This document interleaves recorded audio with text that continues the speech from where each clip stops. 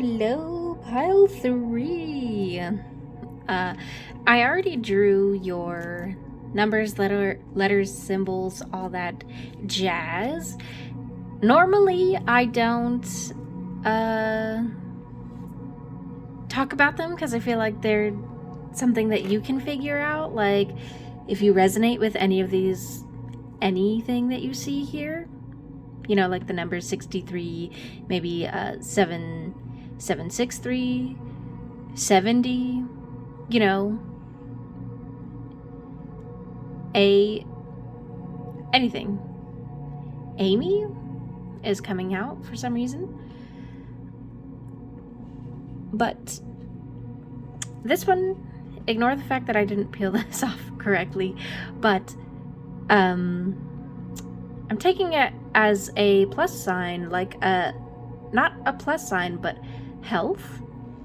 I'm taking it as a health sign, which I'm gonna get into, but I feel like health here is a big thing that's coming out, and the music I chose for this is like third eye music, which to me is standing out as very important. Where am I gonna put these?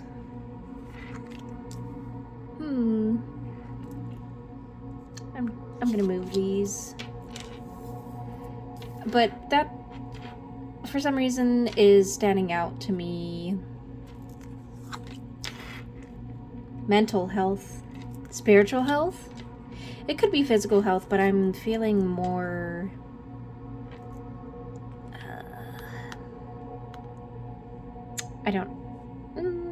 it could be physical health, but I honestly am feeling more of a like spiritual health. But I will get into that. And your group is different in a sense that you guys have already been working on your shadow work. And for the most part, I'm seeing that you're not all the way through it, but you are pretty damn close, or you've got like a head start in comparison to literally everyone else. And the fact that family is here is telling me that you're farther along than your family. Family could be, you know, family, or partner family, like wife, husband. Doesn't have to be wife or husband. Could be like a partner that you live with.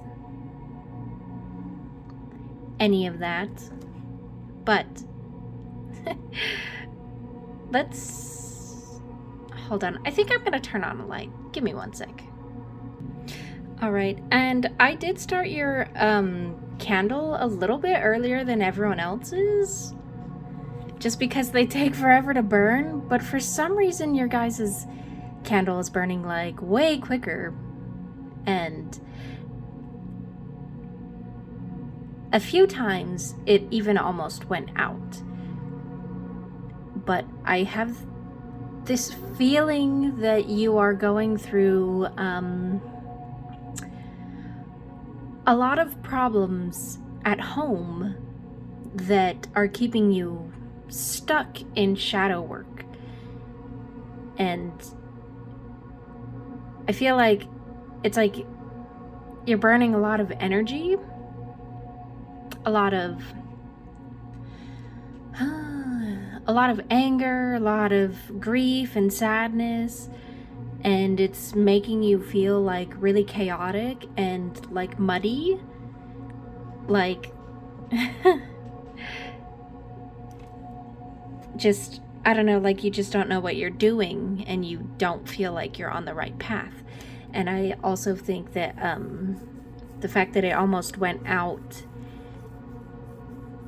it's like you're kind of like, am I doing the right thing? Am I doing enough? And it, I don't know, it just gives me this, I don't know, just this grief in my chest. I'm feeling like just a lot of heaviness in my heart, essentially. But, ooh, damn. 1 second. Another thing that I noticed when I always write my readings down, and this is because I have a lot to say and I forget things like easily, but your reading was a lot shorter than everyone else's. Jesus, you're spilling onto my cards. There's a lot going on at home. And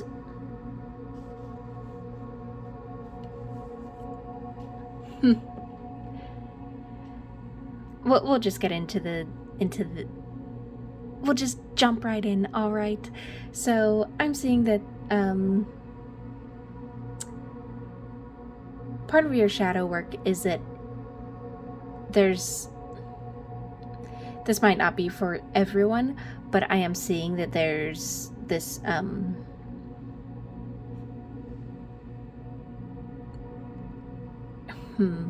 this aspect of you not celebrating diversity. And I'm not saying like diverse people, I'm talking about diverse religion, and not diverse religion. I don't know why diverse is coming through, but it's like you don't celebrate. Let's, for example, take Christianity. And I don't want to make this about me, but I have a lot of things in my life that I want to like talk about and convey to you, because I feel like you guys understand me and I understand you in that aspect of a lot of religious people are judgmental, especially if you're into spiritual beliefs. And it's like, I'm seeing that there's family that you guys have different beliefs. Let's just say that. It could be that, no, I wouldn't say that they're spiritual. I think that they are religious, or maybe they're not religious, and you are religious, or they are religious or not religious, and you are spiritual.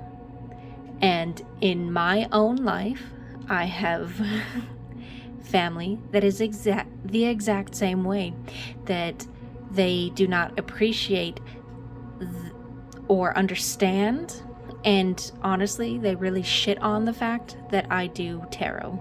It's like, oh, that's witchcraft, or oh, you think you're a psychic? And I'm like, I've never said those things. You say those things. Or damn, look at that hug. You literally need a hug.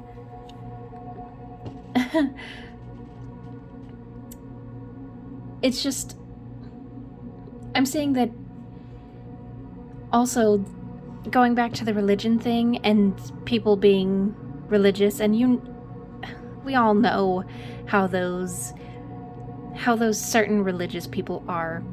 They're very opinionated. They are stuck in their ways. They also don't have an open mind, despite like in their belief system says, hey, have an open mind. Hey, care about, anyone that is different than you. They don't uphold the ideas that they preach about. And I see that there's a bad experience when it comes to religion. This could be a bad experience in the religion itself, or I'm getting more so the people that believe in this specific religion. It doesn't have to be Christianity, but I'm using that as an example because that pertains most to my life.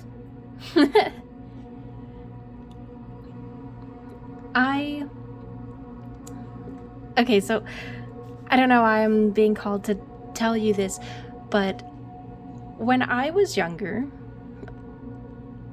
against my own belief system and against my own wishes, I was put into church school.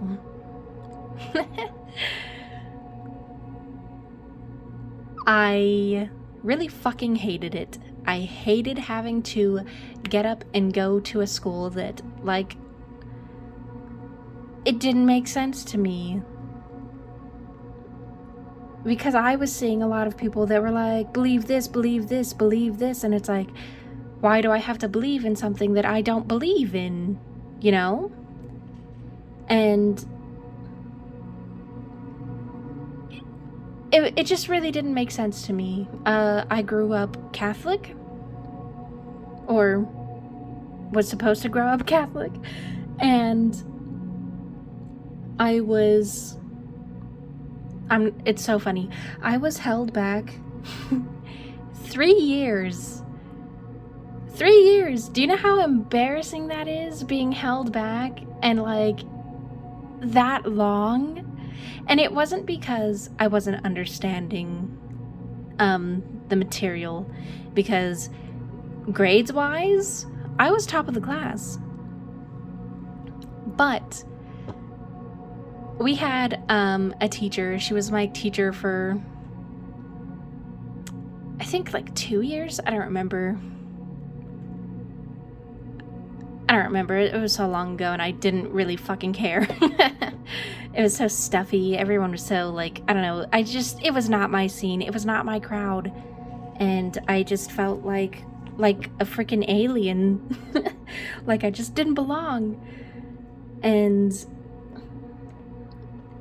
I don't know. I asked so many questions. I was like, okay, so in this chapter it says this, but over here it says this. I was like, so why is it different? Why is it different from here to here? Or I just had so many questions of like, it was like me poking holes in their whole like belief system. And I was like, and if it wasn't something that I had a question about the material, I had questions specifically for the teacher, and I was like, hey, you say this, but I hear the way you talk and you don't uphold what you're saying. And I remember she was gonna fail me for a 4th year, and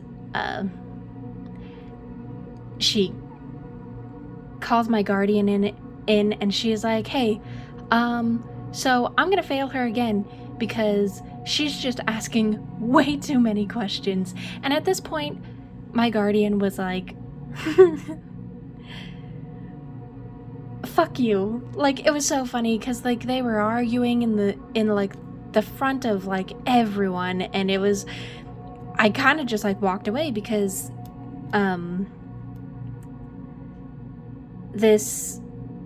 I had never seen my guardian angry like that, and not to a point where she was cussing, like straight up cussing my teacher out. And she was like, dude, it was so crazy because she's the version of her that I knew, you know, because everyone changes, but the version of her that I knew did not cuss and didn't, I don't know, was very respectful of people's beliefs. And she was like, well, did you ever think that your teachings are bullshit? And she was just like, she was fucking like screaming and yelling and cussing, and the teacher was like just really taken aback by this, because that particular teacher, she was very, very opinionated and very old-fashioned. Like, she came from the old monasteries where they would, crack your fucking knuckles and shit. And I remember all the time in class, she would be like, if you ever asked that question back in my old church, and I would always be like, in your old church, we're not there. And, she'd like have me go sit out in the fucking hallway. And it was always, I think back on it now and it was very funny, but as a child I was like, damn, so much fur. As a child I was like, this really doesn't make sense, and I don't understand why you're getting so angry about it. You know, because nobody could ever explain to me the real meaning of the stories. Nobody could answer my questions, and particularly, I mean, you don't have to believe this, but I have always believed in ghosts. I used to be terrified of them. Like, before even I understood what they were, it's like I just knew what they were as a child. I would like freak out, and I would ask, and it wasn't just this teacher, but she bared the brunt of it because I was always in her class, but I was always asking everyone in this school, like, what are ghosts? Nobody would answer me, or they'd say ghosts don't exist, and I would always bring up, well then what is the Holy Ghost that you guys keep talking about? Explain that to me. Why are you using the specific word ghost, yet you don't believe in ghosts? And nobody had an answer for me. And I think that's part of the reason why I just had so many, like, problems with this class. It just things didn't add up to me. And I'm getting the sense that that could be true for you too. And sorry, I'm moving my camera. Sorry.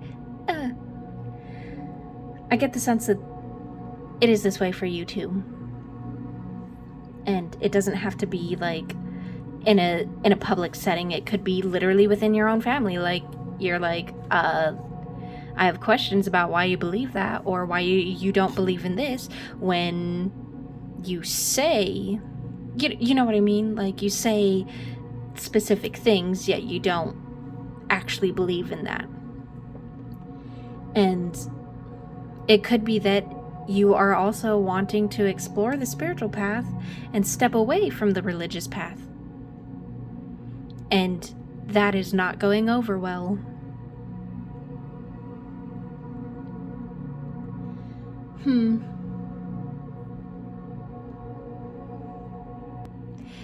But aside from that, I'm also seeing that you are stagnating, slowing down. It's like you can't finish the race. And this candle, I don't know, it just makes me think that, like, there's so many times where you want to stop. You want to just give up or give in to, I don't want to say give in to what they say, but I guess essentially quit fighting for your own dreams because everyone else's opinions are really, I don't know, hard to battle.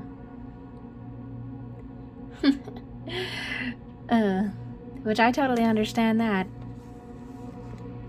I think I understand better than a lot of people out there exactly what that's like, because honestly, this is my pile. If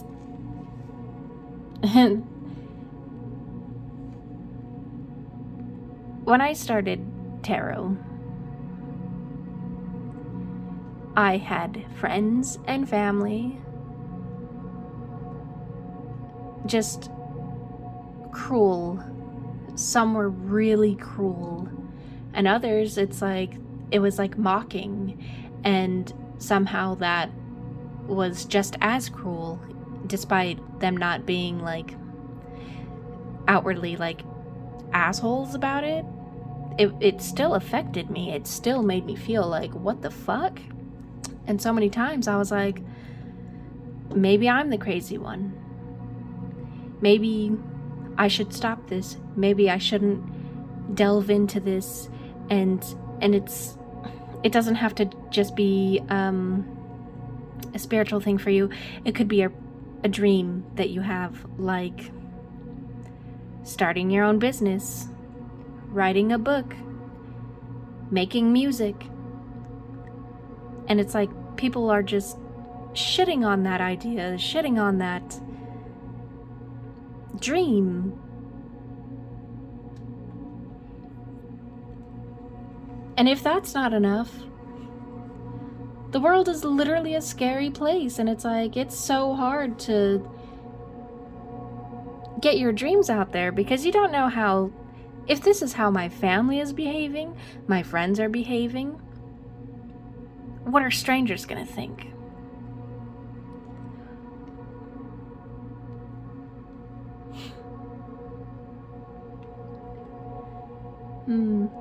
I see that not just family, but life has really been, like, kicking your ass.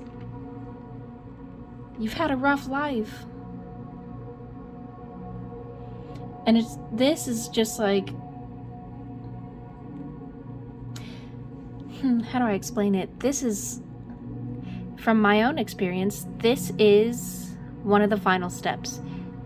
It's like, you do the shadow work, you get so far, and then it's like, this is the last test that will test you on, are you going to give up? Are you going to listen to somebody else telling you how to dream, what to dream? And it's scary. It's so scary to just go against what you have been with for a long time. It's scary to be like, yo, shove it up your ass.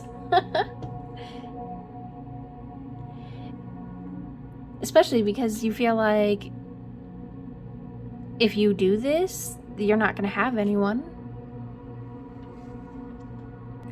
I'm seeing that family gets in the way of your dreams often. It's like they kill everything that you get or you make.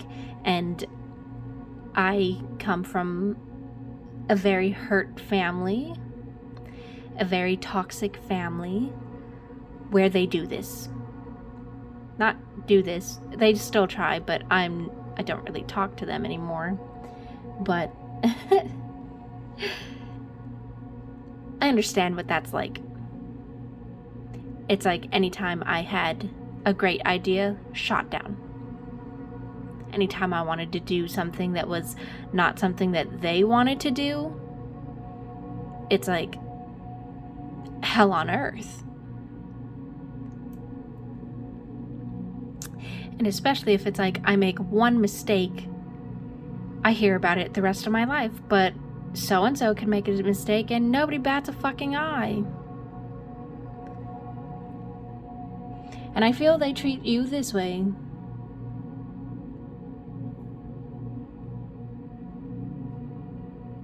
And it's like, it's also this, I guess this doesn't have to be for your group, but I feel like it is.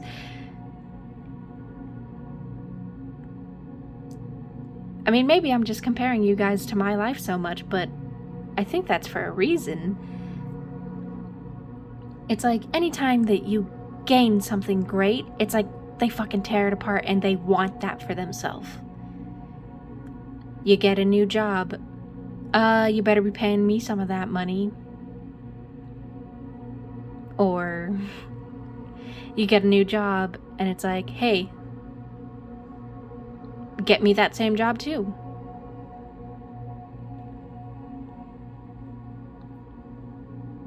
You have like, you make some nice ass food and it's like, I'm gonna take that. It's like they just take because they feel like they have a right to your shit, which is fucking weird. It's like they have no fucking boundaries with you, and that tells me that you have no boundaries with them, which I understand setting boundaries is fucking, like, it's difficult. It's scary too, because it's like you don't know what they're gonna do. And especially if you come from an abusive family, you feel like for your own safety and sanity, you have to put up with it.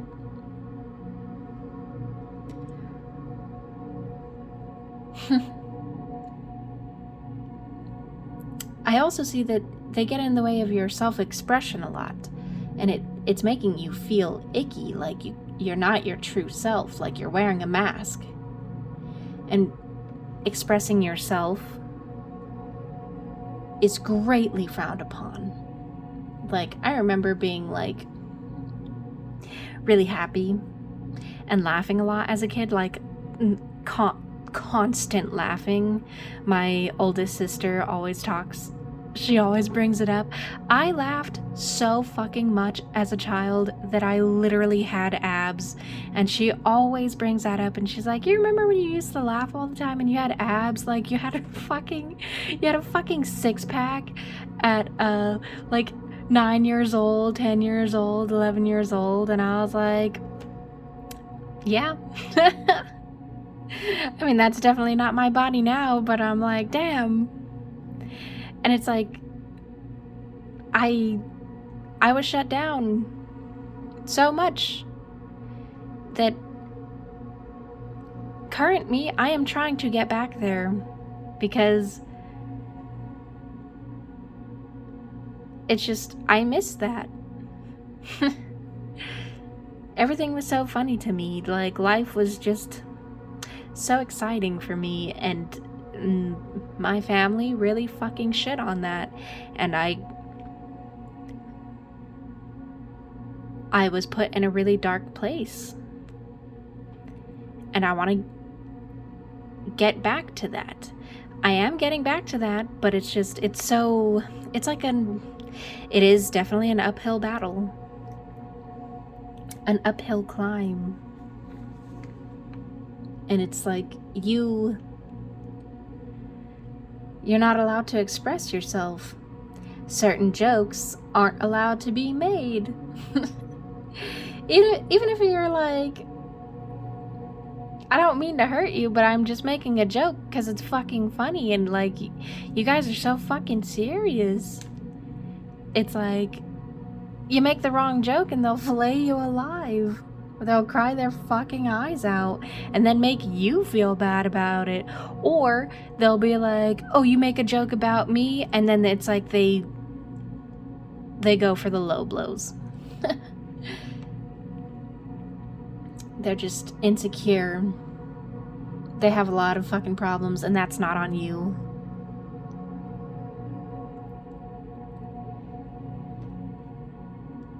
But because they haven't let you explore your true self openly, it leads to you not exploring your own gifts, your own literal personality, because you feel like you can't. And I heard rules for you, but not for me. Yeah, they're definitely like, I can do this, I can say that, but you can't. And it's like, they're always saying that you're making mistakes. And it's making you believe that you are always making mistakes. It makes you second guess yourself. You know you have to go your own way, but it's hard and it's scary. And your family is blocking you. You should try cord cutting.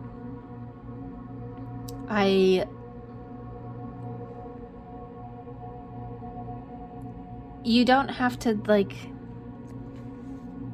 Okay. I know that there are people out there that would be like, you're wrong, but like, dude, shut up. Energy is energy, no matter, like, if you use tools or not to do this.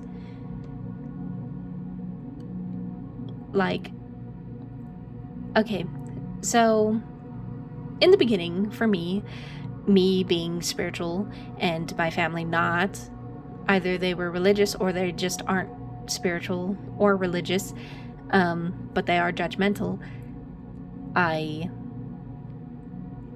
would, I guess, I don't want to say hide my practice, because it's not hiding like don't look at this. It's like concealing it. So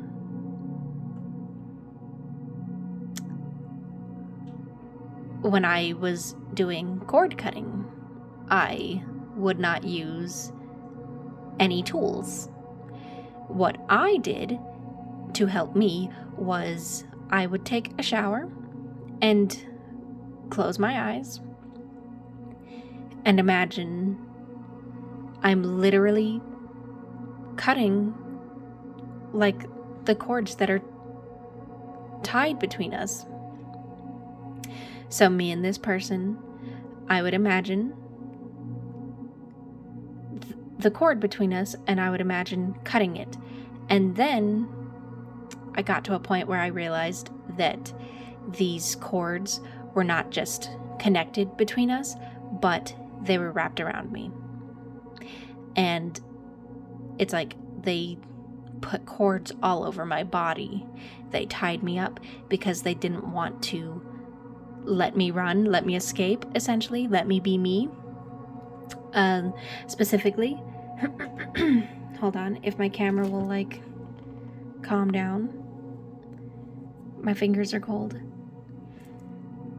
Some of the last cord cutting that I did, I could feel like literally like someone grabbing my wrist, and I would imagine lifting it up and just snipping that. And sometimes, depending on the connection, it's gonna need more than like one cut. It's not just a string.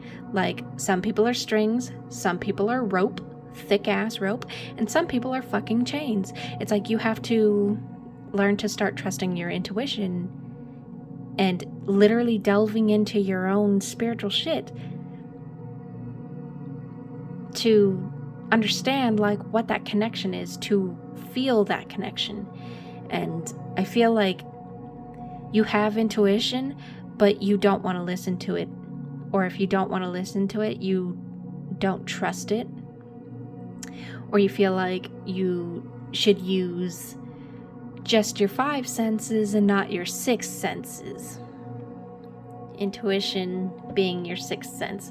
Look at my fucking... Oh, dude! That's on camera. Fucking nat 20. I don't know why I rolled that. It was just on camera and I was like, oh. Dude, that's awesome. That tells me I'm right about this. I feel like you know I am too. But... And that could even be your luck. Like, you have an amazing luck streak right now, and you're kind of just ignoring that fact. Or you don't want to explore that. You have a great opportunity in front of you and you're not taking it, is my point. It's just because you're mentally and physically and spiritually trapped by family, by toxic people, by people that don't have your best interest at heart.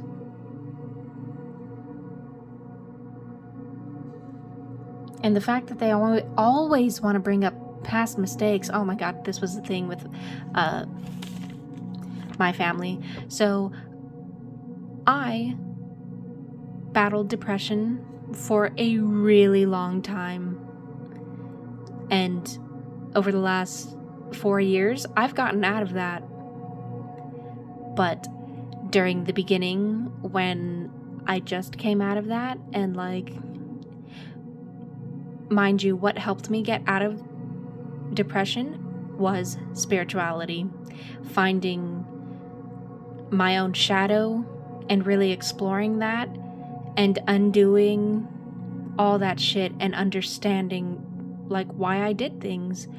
And in the very beginning, it was like certain family members were like, just trying to bring up the past like it was still relevant. Being like, oh, you remember when you would act this way or do this or say that? And I'm like, yeah, like 10 years ago. Why is that relevant? Like, really, why is that relevant? And then they would just be like, And it's like, at first they were like, oh, well, because you're still that way. And it's like, no. It gets to a point where you do the spiritual work and you literally change so much that they cannot throw that in your face because they're like, damn, like, you're really not that person anymore. Like, you really aren't. And I see you being on the edge of, like, you are at a fork in the road of, do I change? Do I do the scary thing, change, and let go of these people that are not meant for me, and live my dreams, do the scary ass thing, and be bold, be fearless, face the unknown? Or do I stop? Do I stop dreaming? Do I stop doing the things that I love, the things that I don't know about, but feel in my gut, feel in my spirit that this is what I'm meant to do? And backslide and throw away all the work that I've done on myself. And that's literally the point that you're at. It's... I'm literally telling you right now, if you do not follow through, you're gonna be so fucking miserable. All that work you did, it's just gonna go up in flames.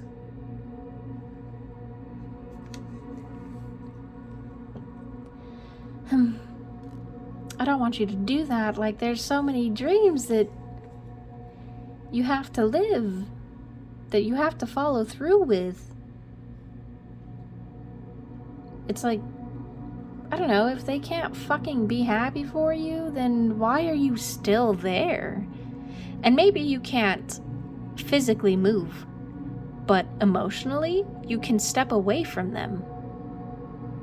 And not like, oh, I'm just gonna cut you off and just stonewall you. It's because that shadow aspect doesn't get rid of them emotionally properly. How do I explain that? It's like if you put up a fucking wall between you guys, there's still problems there. Now there's just a wall. But if you feel it and let them go emotionally, it's like whatever they say, whatever they do, you won't even feel it. You won't even recognize it or just care about it. Because emotionally, you're free. Emotionally, you have let go. I guess the stonewall metaphor that I was trying to come up with was like you blocking your heart off to them, but I guess what I'm trying to say is like open your heart, not to them, but open your heart to you. When you start pouring into your own soul and body and mental health, I'm not saying that nobody else matters, but nobody toxic can get in. It's like such a rich and nourishing place that they literally cannot get into. I don't know if I explained that well. But I hope you understand what I mean. I see you're also focusing on work to distract yourself. And them. You're trying to distract yourself and them from your beliefs or your path. I'm hearing... Oh, dude. I love this song. Hater from Korn. Listen to that. If I remember, I'll put the name down in the what? In the fucking description. But listen to it. It's so good, and it perfectly, like, it's great. It's awesome. It describes this group and what you're going through, what you need to be, the energy that you need to be in. He says, haters, you can't bring me down. And it's like, I feel like you feel like they can bring you down. They have brought you down emotionally. And you have to remember that haters hate because they are jealous. And whoever this person or people are, they are miserable. And they're not doing shit with their fucking life. The fact that you are changing, that you are going through the shadow work, and I'm literally saying changing and becoming a better person, becoming the best you, is triggering to them because they're not. They might gloat and brag and say that they're better than you, but people that say that,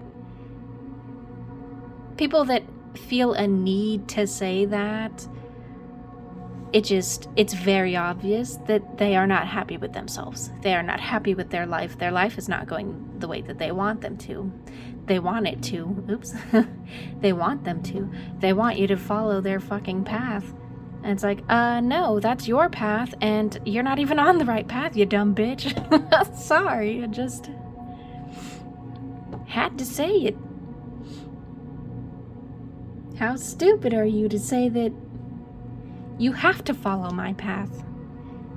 And you're literally wandering in the dark. You're like, society has this blueprint life of like what you should be. And it's like, no, we are all individual for a fucking reason. If we were meant to follow the same path, be the same people, not stand out from the crowd, wouldn't we all look the same? Wouldn't we all look like copies? We'd be like a fucking hive mind. And it's like, I feel like not only family, but society is trying to turn us into a hive mind. And it's like, that's not what we are. It's ridiculous to fucking think that, and to expect people to not be okay with that. Or expect people to be okay with that. But like, they should. Family and society should understand that, like, not everyone's gonna be okay with that. Like, of course there's gonna be fucking people that are like, hell no, I'm not doing that. And they always say, you're a rebel. Oh my god, I remember being called a rebel for not falling in line, and I'm like, no, it's because that's your vision and I don't agree with it. I'm not a rebel because I don't want to live up to your expectations of what I should be. You are not me. I am not you. I'm hearing that... No, I'll say that in a bit, if I remember. You stall to make this judgment of leaving like you stalling it's creating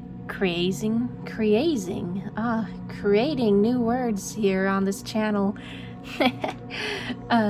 You stalling this judgment of leaving, should I stay or should I go now? It's causing a lot of pent-up emotions. I don't know why I can't talk all of a sudden. Is that you? Like, you don't know what to say? They're making you like tongue-tied. It's like you're fighting yourself on, I want to say that, but I'm not going to say that. There's just like a bottle of emotions. You're unfocused. You're distracted. You're distracted by these feelings. It's like you're really taking these feelings to heart. You're holding on to them when you should be letting them go. And you just have this self-delusion, I could say, that they'll change. We'll make it work. And it's like, how long are you going to do that? Are you going to do that till it's too late? Are you going to convince yourself then that I made the right choice? And ignore that feeling when you're down the road that, damn, I made the wrong fucking choice. Of, why couldn't I just follow my dreams?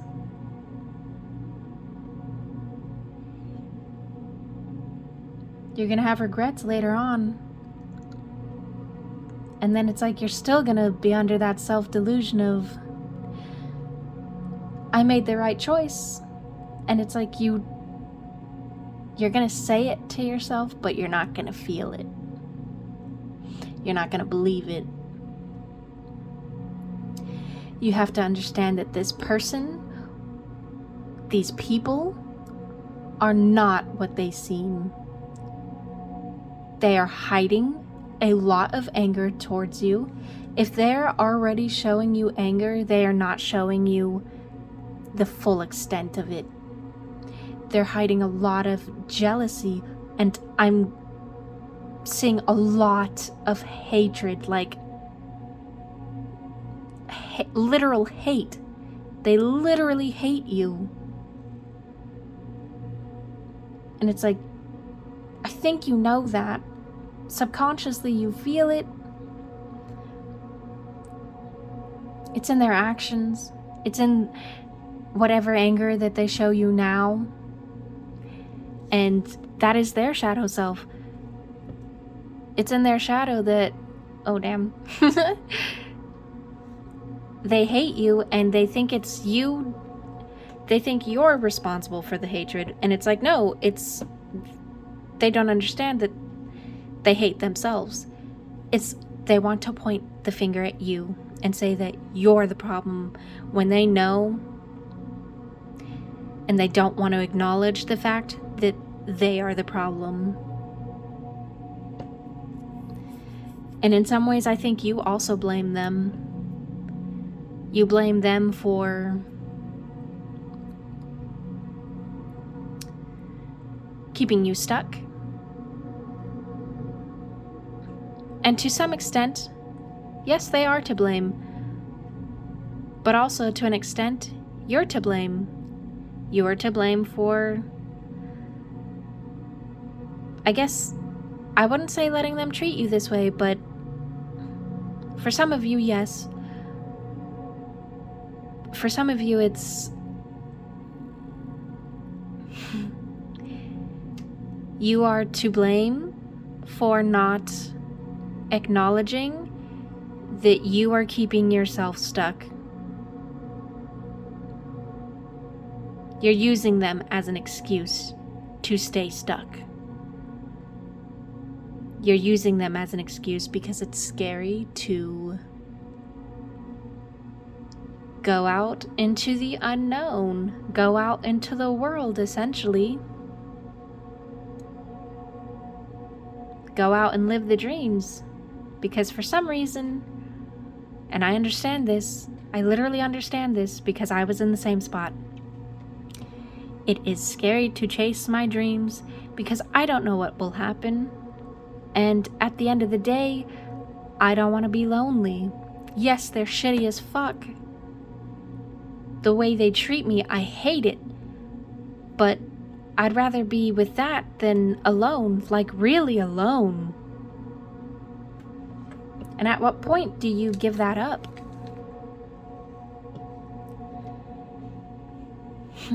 At what point do you choose you?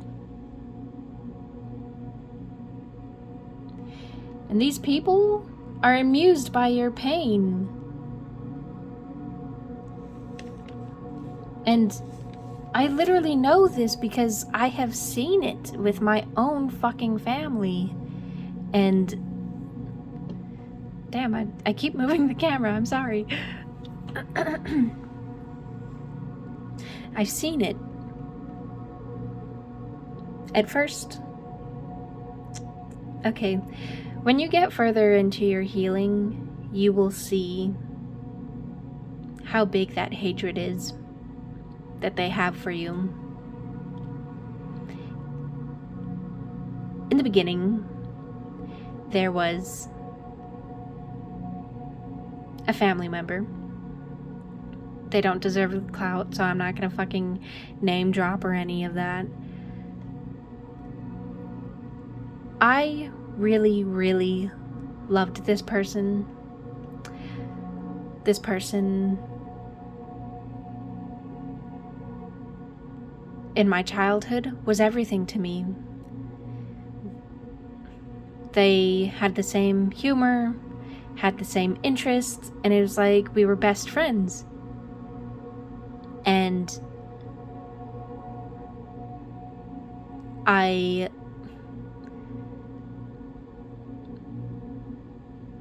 noticed certain behaviors, certain things that it was clear to me that this person didn't feel the same way. But I was, you know, in that self-delusion saying, there's no way. And then it's like, the more I healed, the more apparent that that person's hatred became clear to me. It became clear to me that, damn, you really hate me. Like, I thought it was like a dislike or like an annoyance. At first I thought it was an annoyance, and then I realized it was a dislike, and then I realized it was hatred, and then I realized it was like literal hatred. Like, I'm picturing fucking Anakin when he's screaming to Obi-Wan like, I hate you. It's like that much anger and hatred, and it's like they have this same hatred for you, and they bottle it up. They bottle it up, and then there's moments where you see a glimmer of it. You hear a glimmer of it. And it's so much deeper than I think that you want to admit. Makes you like sick to your stomach to realize, like, damn, you don't fucking love me that way. And I don't know why, but all of a sudden, like, I'm shaking. Like, this is fucking terrifying to you. It makes you feel like, whoa. Like, I don't know, I'm sorry if I'm making you cry, but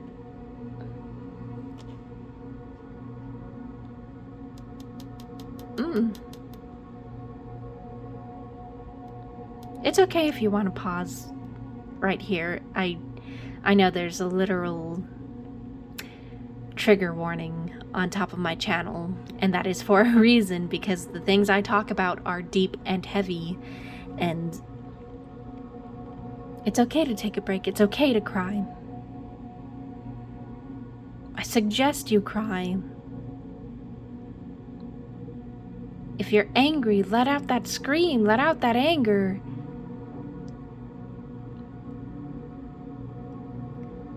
You have so much grief and anger stored up in your body right now, and it's not healthy. And you feel like you can't let it out.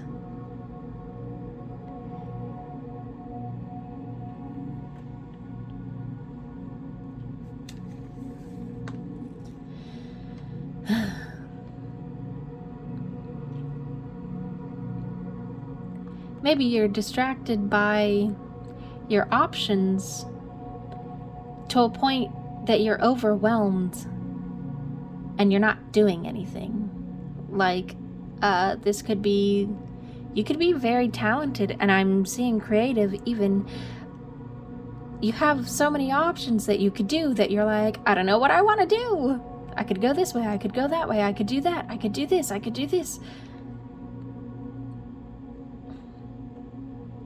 And you're letting your emotions win over logic, which is telling you to leave.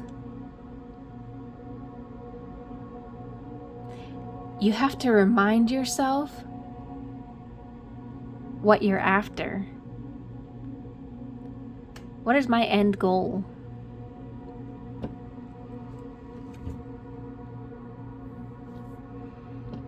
Even if that means, yeah, maybe you don't know what you want to do exactly. Like, for me, I didn't know that I wanted to do tarot. I just knew that I wanted to help people in some way. I just wanted to help people. And it's like, you have to do the work. You have to let the emotions go. First off, you have to get out of the emotions. Clear your mind. Just, you have to clear the path to see the path. No. Yeah, you have to literally clean up all the fucking shit that's there in the fucking path to be able to walk that path. And maybe it's something simple. And for me, this is also something like that I really, really wanted growing up. I wanted, at the end of the day, a family that loved me, a family that cared, a family that I could come home to, that I could be open and honest and tell them everything about my day. No matter how crazy it sounded, I live a fucking crazy ass life, and the man that I'm with, I love him so much. I can't imagine if I was still in this fucking family, that I wouldn't have what I have now. I wouldn't be able to tell the love of my life these things. I can't imagine that. I literally can't. And it's,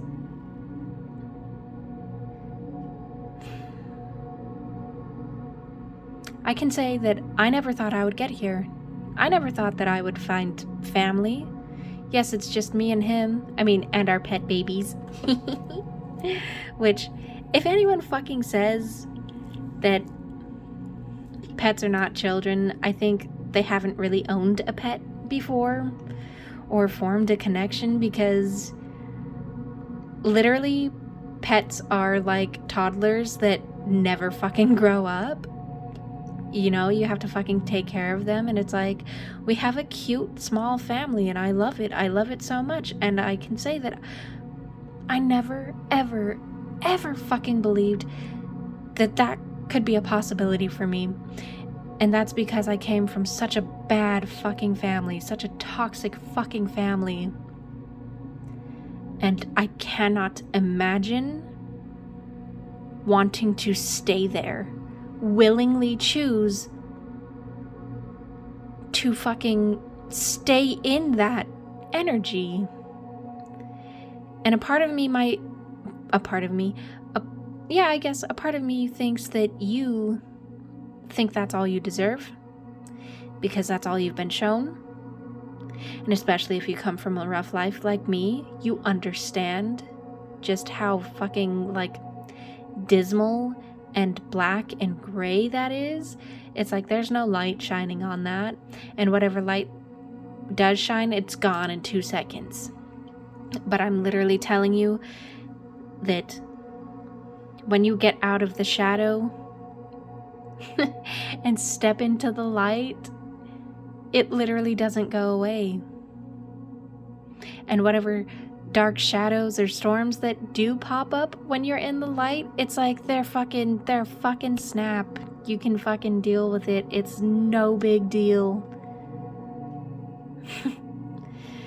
And it's like,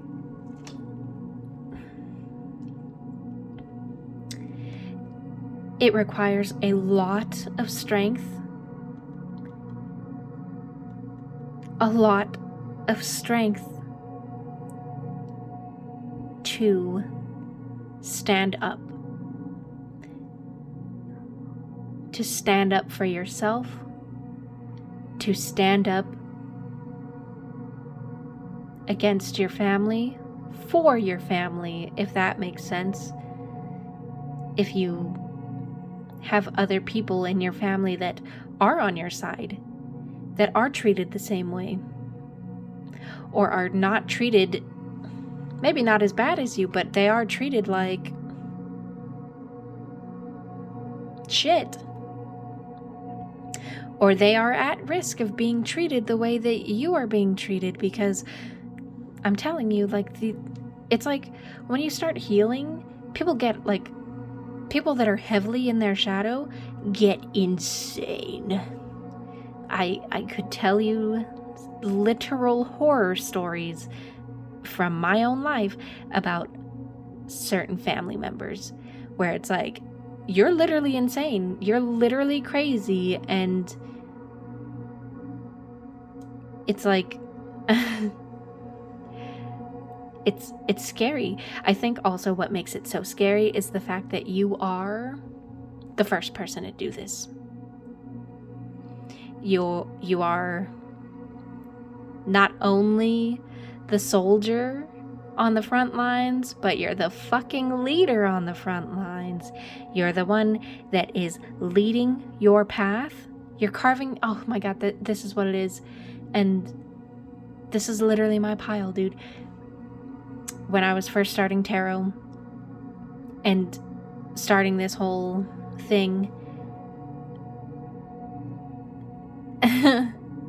not just tarot, just my whole healing journey, my life, it didn't make sense to me. And it felt so dark and scary, and like I was so alone, and like I was crazy. It's like, oh, crack my neck. You are the one that is forging a path that other people can follow, not just your family. Especially if you're meant to be seen. You're meant to be seen, you're meant to be heard. And I think that's literally true for everyone. Some people, some crazy people, are just fucking screaming too loud for you to be heard, for you to be seen. It's like, you know, it's like when you have a fucking Karen flailing their arms around and just like throwing a fucking tantrum in the middle of the fucking path. Of course everyone's gonna be focusing on them, and it's scary for you to speak up. But that's your path. It's a difficult one.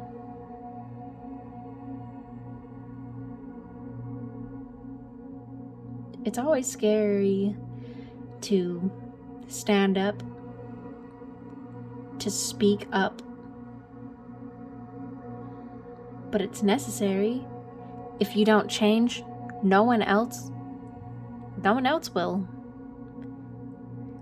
And the reason that this is falling to you is because you are strong enough to do it. You are strong enough to handle it.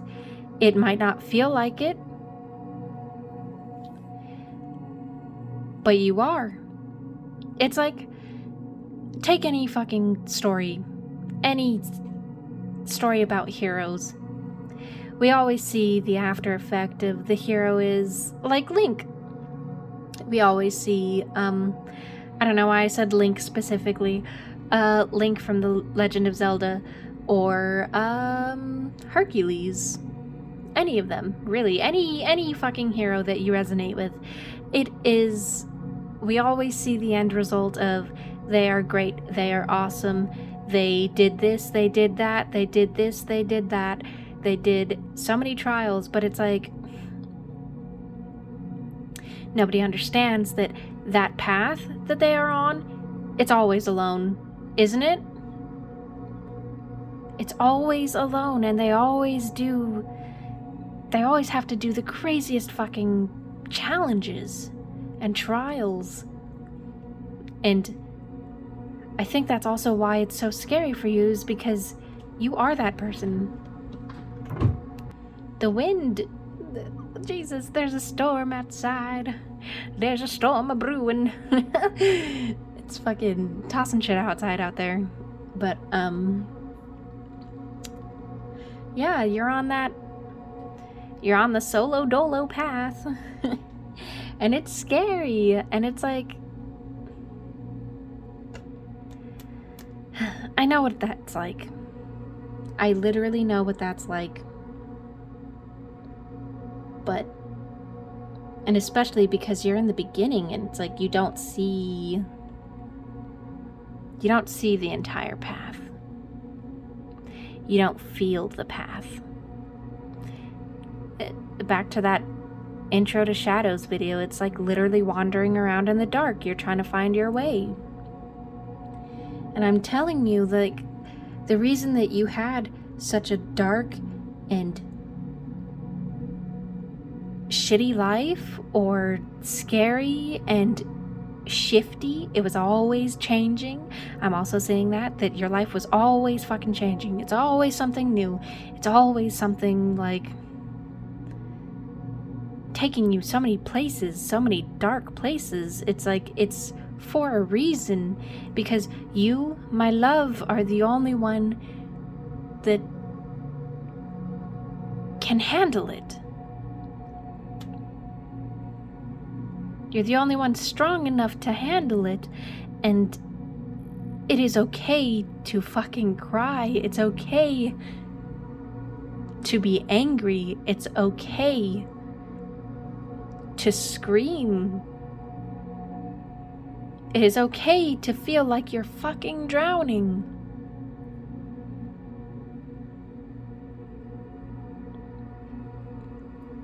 It's okay.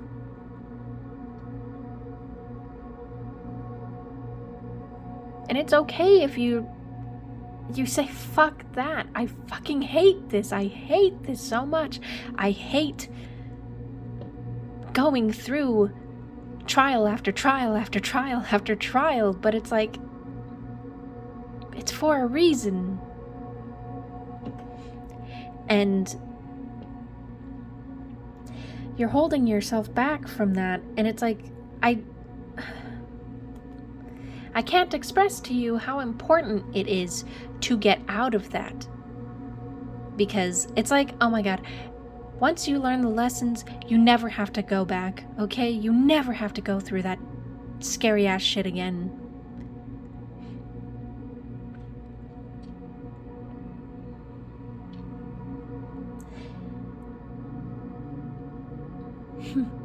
It gets easier. It gets easier the stronger you get.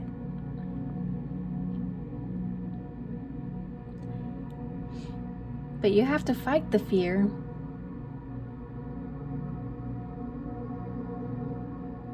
You have to remember, why do you want this? Why do you want this better life? It sounds like a stupid question, but why do you want this better life?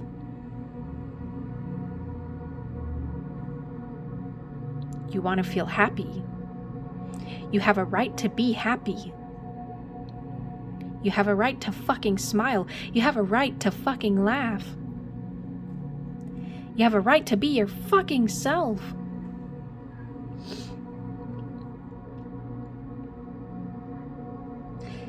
If you can't figure out why you want this, acknowledge why you don't want this. I don't want to be treated like shit. I don't want to keep being put down. I don't want to keep being around people that don't share my viewpoint. It makes me feel upset. It makes me feel angry. It makes me feel uncomfortable. It makes me feel fake. And I fucking hate feeling like I'm fake. I hate feeling like I'm wearing a fucking mask. I hate not being able to come home and watch what I want to watch without feeling like someone's gonna say something. Someone's gonna do something.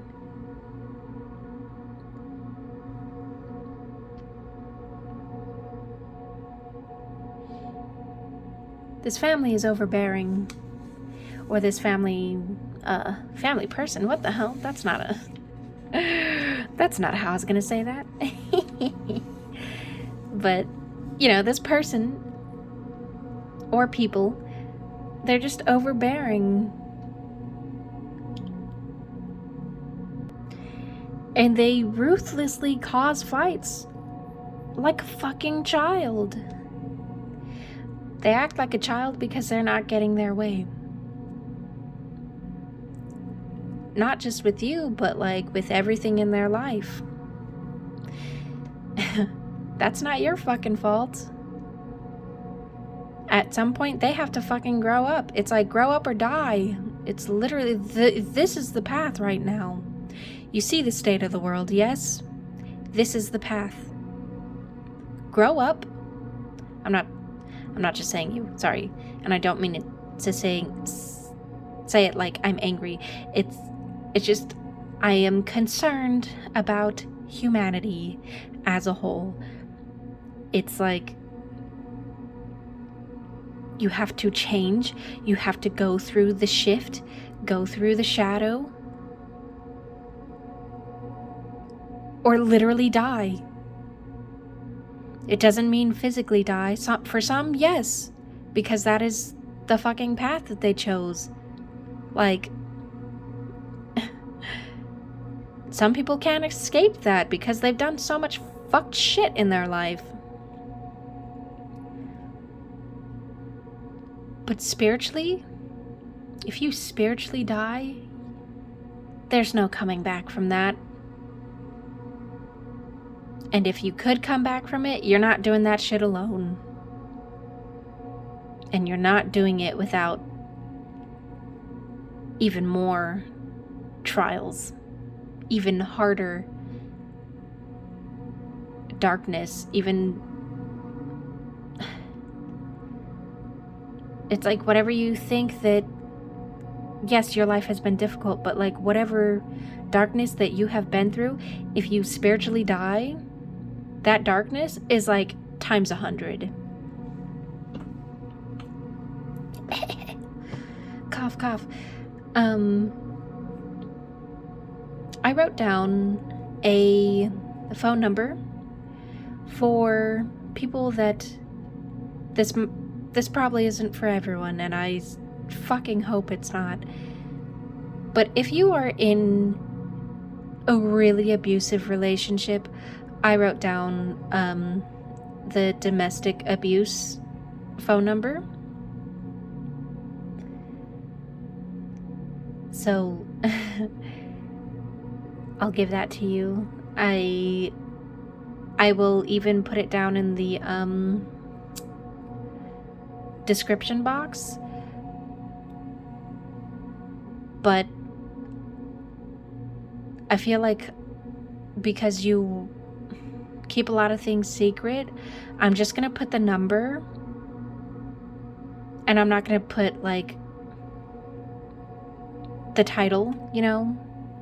And I forgot to say this in the beginning. If you are worried about about the people in your house or wherever you live, seeing or hearing what you watch, what I used to do is I would put in one headphone so it looks like I'm listening to music, flip my phone over, or even leave my phone in a place where I know nobody's gonna get to it and look at it, and just listen to, me personally, it would be tarot videos. But that number is 800-799-7233. I believe the text message for that is the same number, but I wrote like a little 5-digit thing. I should have fucking looked it up again, but I think it's like a text, or I guess it could just be a text number, but it's 88788.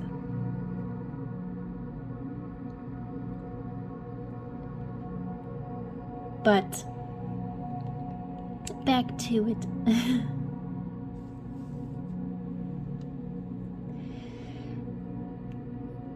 I'm seeing also that you engage in their arguments, whatever they argue about. You argue back. Or maybe you even just shut down.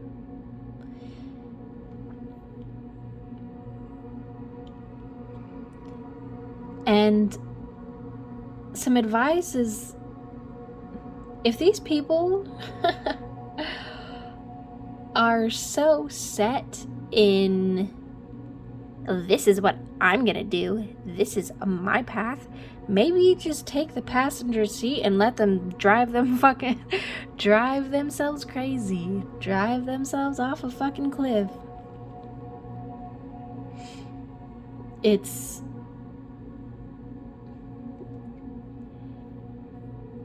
like,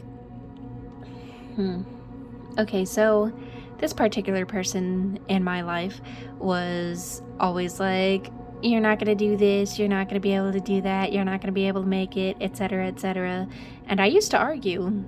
I used to be like, well, I am going to do that.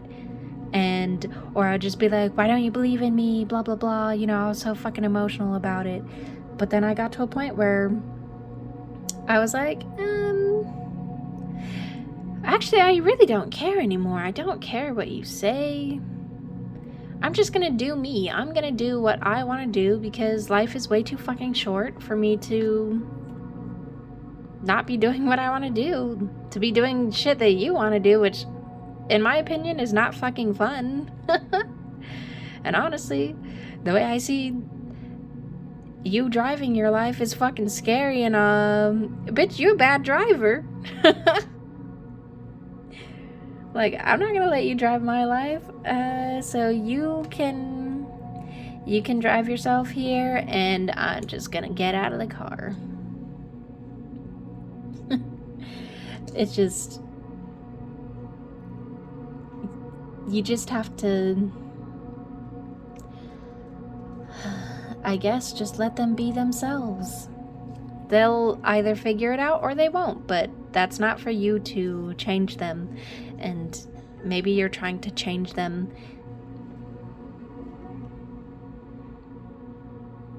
If they want to change, they'll change. If they want to change, there would have been some sort of movement. Yeah, maybe they might get stuck on their path and you might need to help them, or like clarify a few things, but I think that you have seen they are set in their ways. They're not changing because they don't want to change, because they think I'm right. You need to trust in your potential. They're trying to isolate you. They're trying to make you feel like you're alone, like you don't have anyone. They're doing that because they're so jealous. They're so jealous of the changes that you have already made within yourself, that it's like, they're like, well, I'm gonna make them feel alone. It's like, hey, look. Any person that goes through shadow work is alone. Spiritually alone. Because that's the only way that you can fucking do this work, is alone. It's scary, it's terrifying, but it's for a fucking reason.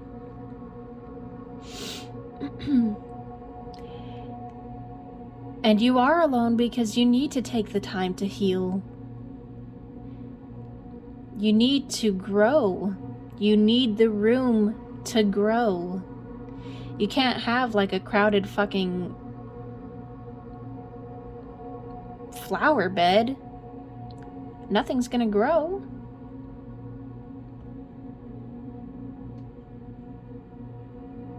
You need to acknowledge how they make you feel. Don't sweep your feelings under the rug. Don't bottle them up. And it's easy. I'm seeing it's easy for you to get swept up in your emotions. Like, they're treating me this way. It's so easy, but it's like,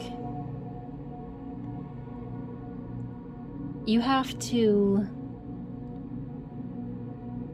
balance these emotions. Uncork the bottle that you have on your emotions. Feel that pain and then let it go.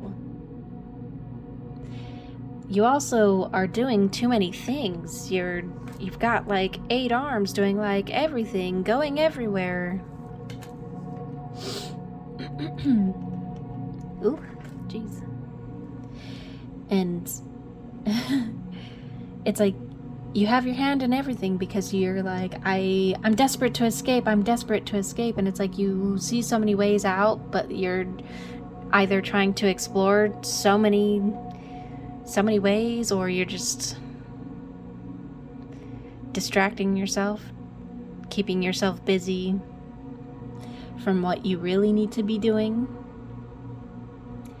You just need to ease your life into the full throttle, not just go full throttle, because that's a quick way to burn out. It's okay to say no. It's okay to say no to them. It's okay to say no to yourself even. Like, no. I'm not going to keep going down this path. No, I am not gonna keep doing things that don't make me happy. Even if you can't say no to them, or you're scared to say no, it's just...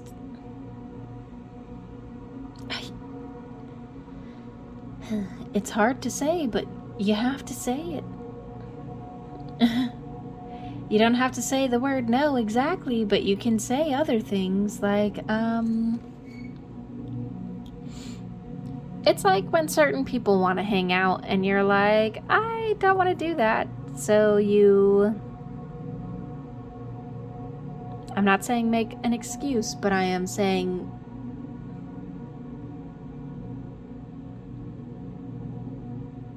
I guess you could. I don't want to say it like that.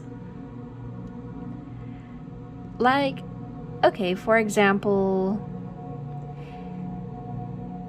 let's say a dinner with whoever that you don't want to go with. But you also have plans or potential plans for that same day. Just be like, sorry, but I have this going on, or sorry, I'm a little tired and I need some rest. And if they can't fucking acknowledge that, they got fucking issues, and you definitely need to say no. What the hell? I don't know, you just need to say no. Say no.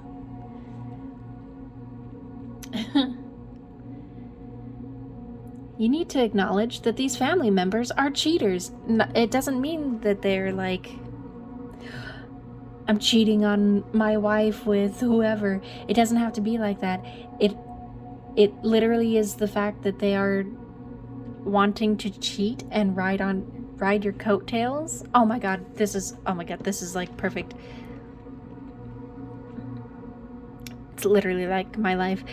It's like, I want to bash on you and tell you that your fucking dreams aren't shit, but the fact that you're making a profit off of this, I'm gonna ride your coattails to the end of the line and still keep bashing on it. But that reward you get at the end, I want that. Like my tarot and a very particular family member that has been like, you're not gonna make it, you're not gonna make it, you're not gonna make it, still says this, not as often, because now they see that I'm making money off of tarot. They're like, so, how much did you get from that reading? Dinner? Are you gonna pay for dinner? Are you gonna get dinner for us? It's like, no. I'm gonna get dinner for myself. You can get your fucking dinner somewhere else.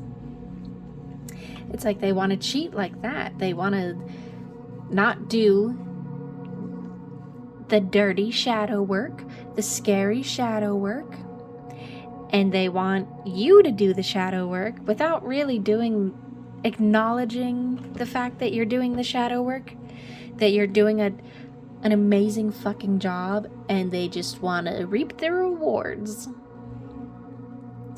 You have to acknowledge that. They want to steal your success and still talk shit.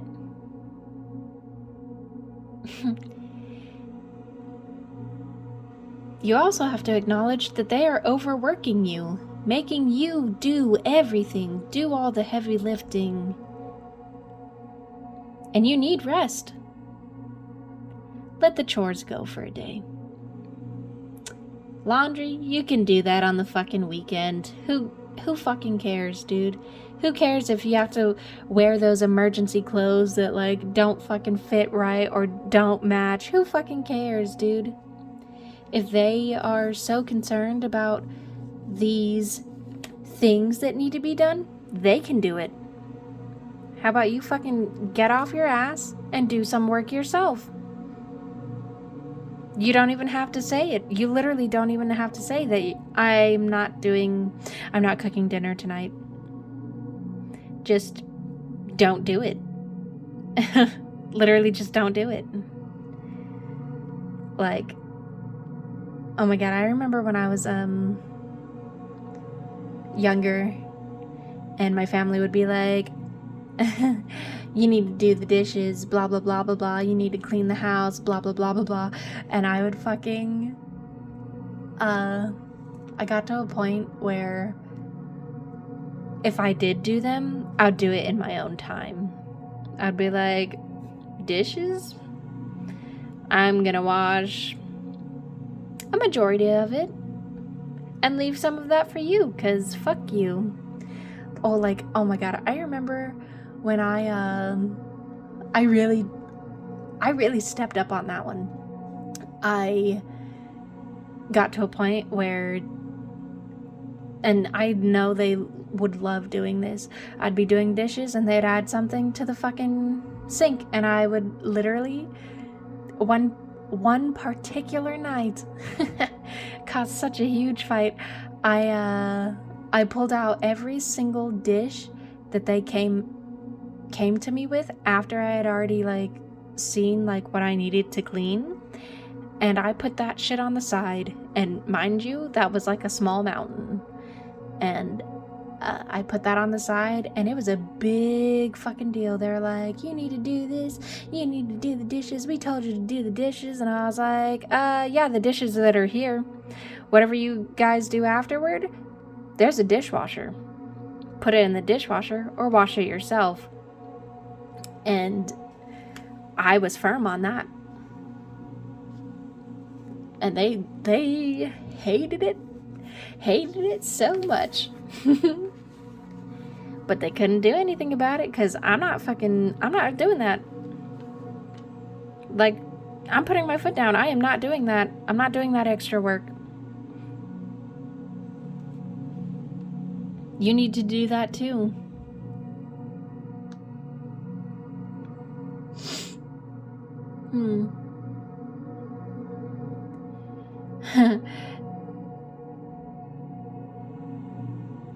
Yeah, if they want to be the leaders so fucking bad, if they want to tell you how to live your life so fucking bad, and they know what's best for you, let them do the chores or the heavy lifting.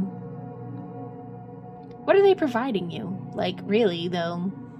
A fucking headache and grief. What? And that's okay to you? Do your passions anyways. I mean, they're already bitching and complaining, right? They're always going to be hating. So do it anyways. Do what you love anyways. Like, yeah, you're going to shit on me? Go ahead, dude.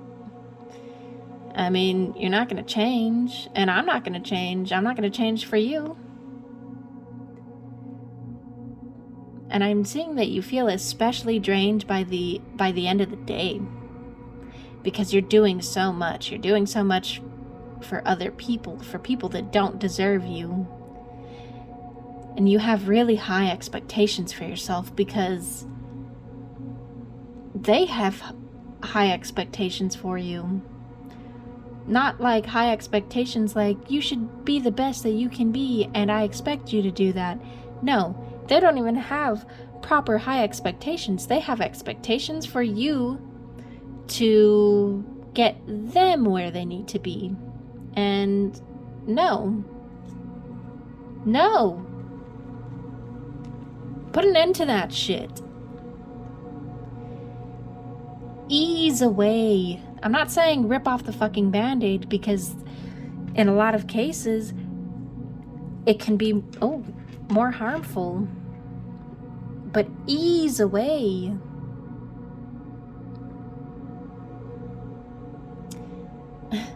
It's like you're walking on eggshells around these people or this person.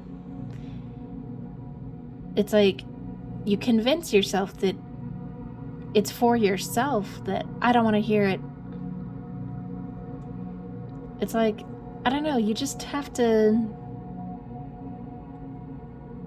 You're gonna hear it regardless.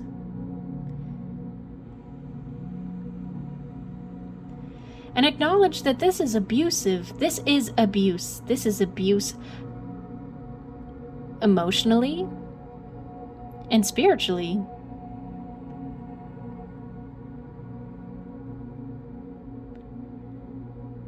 They want to keep you emotionally tied to them. That's toxic. It's time to move on. You don't have to fear anyone or anything. Haven't you been through some dark, dark shit? Why is this stopping you now?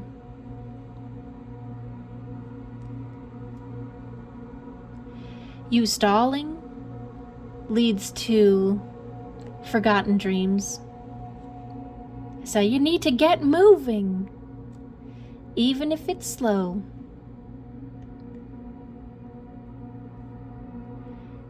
And take... I feel like you take comfort in someone else leading your life, because you're scared to be alone.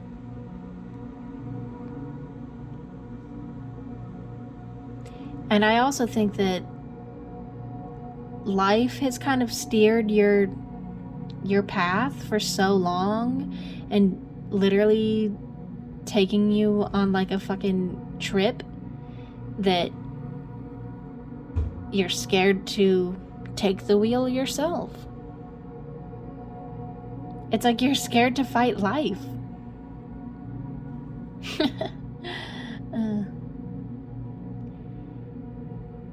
I understand that. I used to be the same way, and then I don't know, maybe you're like me in the fact that I've been told this by so many people that I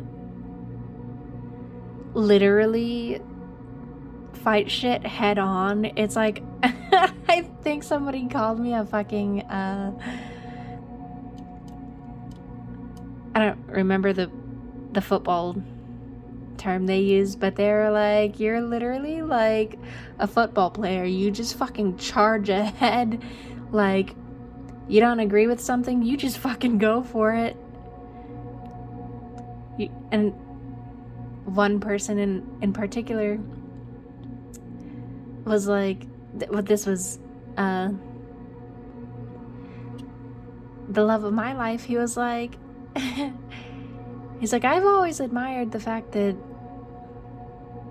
you don't seem scared. Like, you just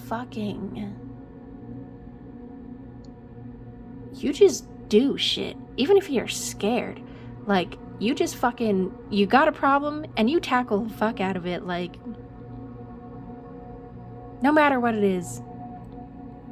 No matter what or who it is, you just tackle that fucking problem.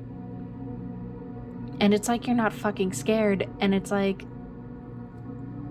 in those times, sure, I was scared, but it's like, it needs to be done. I don't know, I'm a doer. I need to get shit done. For a really long time, I've had a checklist in my mind of things that I want in this life. Sure, I don't know how I'm gonna get there, but I'm gonna fucking do it. I'm gonna figure it out. I want a family. And I'm going to fight my way to the family of my fucking dreams. It's like, you need to have that same mentality of like, yes, this is scary, but it needs to be done.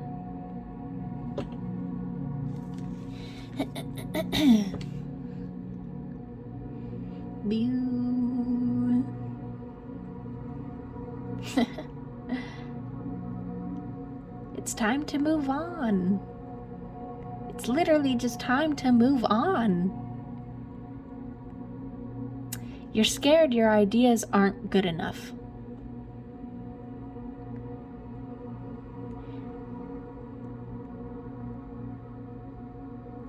It's like these people bully you, life bullies you, and it's destroying your joy, making you feel numb, depressed. That's not healthy. These people or this person feels powerless and helpless. And that's their demons, not yours. You're trying to change your path. You are literally trying to fight life for your piece of heaven, for your cut of the fucking cake. Like, I have been through shit and I deserve shit. And I'm gonna get shit. You're fighting that. And that takes a very strong person to do that. Are you gonna let them stop you?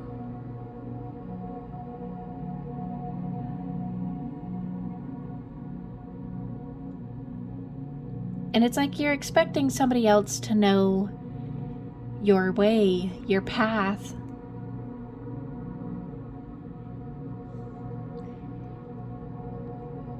But you're the one that's forging the path.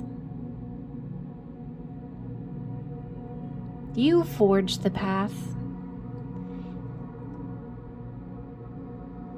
Because nobody else can make the path. Nobody else can.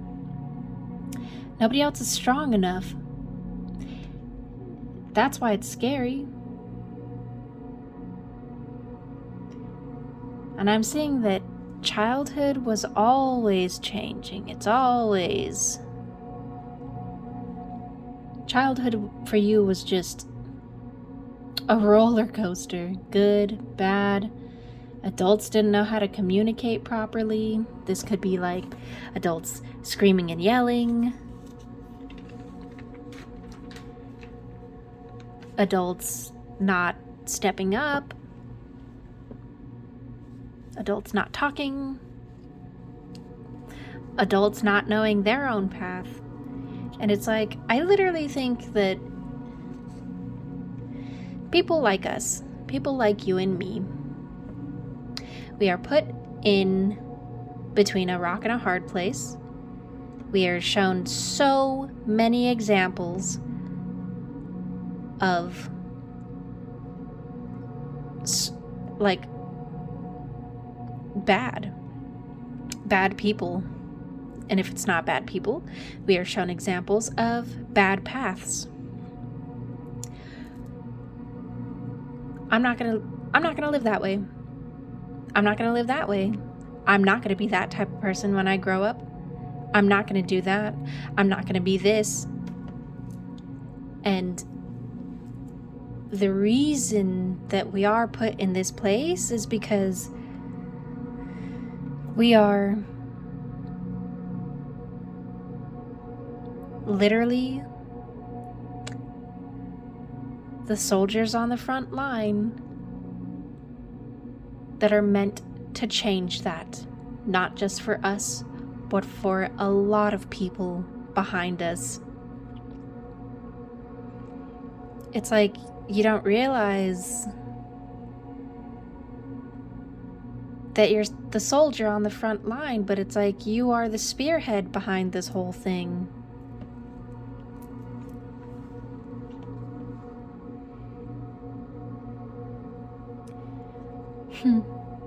I see that a lot of adults in your life just,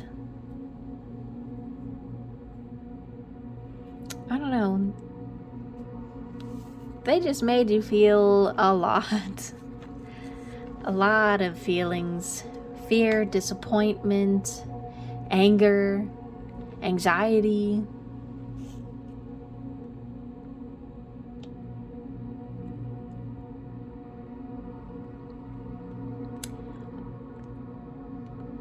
A lot of adults in your childhood could even have made you feel like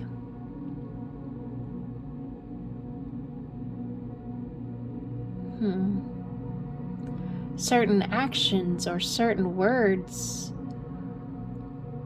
weren't allowed. There's a lot of hesitation, a lot of changes that happened and are happening in your childhood and now. And it's like you had to grow up very quick as a child.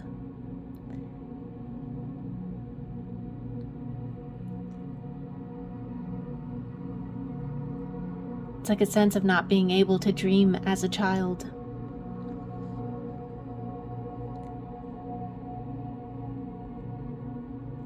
I'm seeing a happy child that learned quickly, like very quickly, how scary and dark the world really is. You had a lot of childhood trauma to work through, and I see for the most part that you have been getting through that, like more so than everyone else. Everyone else around you is in that childhood trauma, and they look absolutely crazy, don't they? You feel uneasy right now, like you're lacking courage to pursue passions. You're ignoring the signs and the synchronicities that you're seeing. It's like you feel it, you hear it, you see it. Everything is telling you that you need to live your dreams. And it's like you're like, I'm gonna ignore that. I didn't see that. I didn't hear that. You're scared to surrender your old self and your conditioned habits, your old habits, like fear. It feels like abandonment or sacrifice of yourself and of your family. If I change, I'm sacrificing my family, aren't I? It's what it seems like.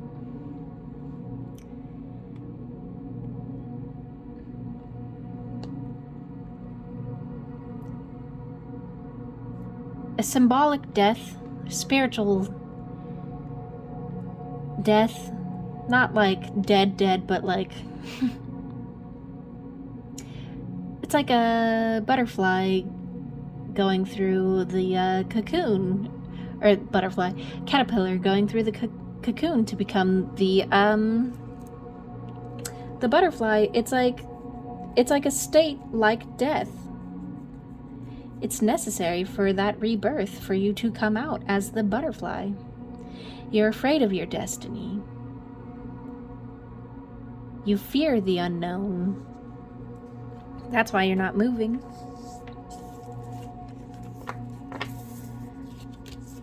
It's scary, I know. I know it's scary, but you gotta do it. La la la la. Oh geez, don't do that. You know what? I'm gonna put these over here because they're gonna fucking burn. I already pulled your advice cards. Normally or lately I've been pulling them before. Ooh, yeah, see, there is a message that you need to hear. I'll read that. Ooh, my fucking fingers are cold. Fuck it. I'll just have them on camera. Why not? We're moving on to the advice, love. I know I gave you some of it when I was talking about the shadow. But you have to see that you didn't come through literal hell to sink so low again, to sink even lower than you were before. It's like, if you don't change, you're not going to come back from that. You're not going to come back from letting your dreams die.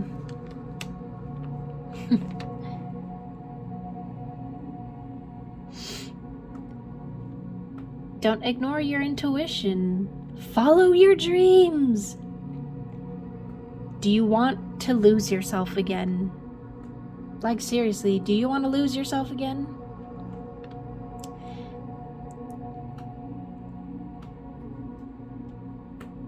You could even be empathic. You're attuned to people's emotions. Whether you know this or not, but that is for a reason.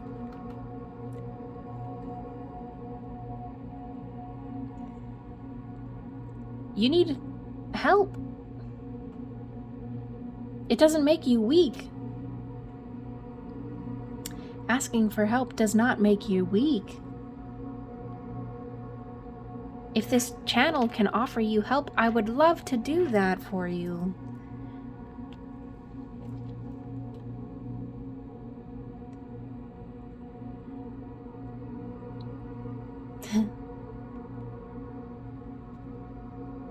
Being intuitive, using your intuition and using your empathic abilities, these are your tools when logic fails, when you can't see the path clearly, when life is not going the way like like, you know, when you have those, you've tried every avenue and it's not working. These are the things that can help you get that path moving again. And love is knowing when to be firm with the ones that you love. Knowing when to let them go for their sake as much as yours. I had to let that family member of mine go because as much as I loved them, I noticed that my energy, me healing and being healed and changed, was causing them to spiral down insanely quick, and not just like a predictable spiral. It was like all over the place. It's sometimes you just need to let them go, and that's the thing that can help them the most. You need to be strong to defeat the monsters that your loved ones don't have the strength to defeat. They can't fight that anger. So you need to get the anger out of there. Sometimes that's literally leaving.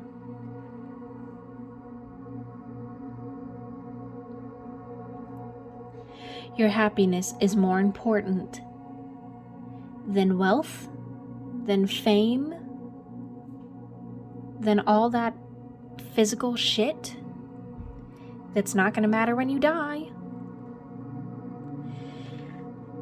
You deserve the support and love that you give.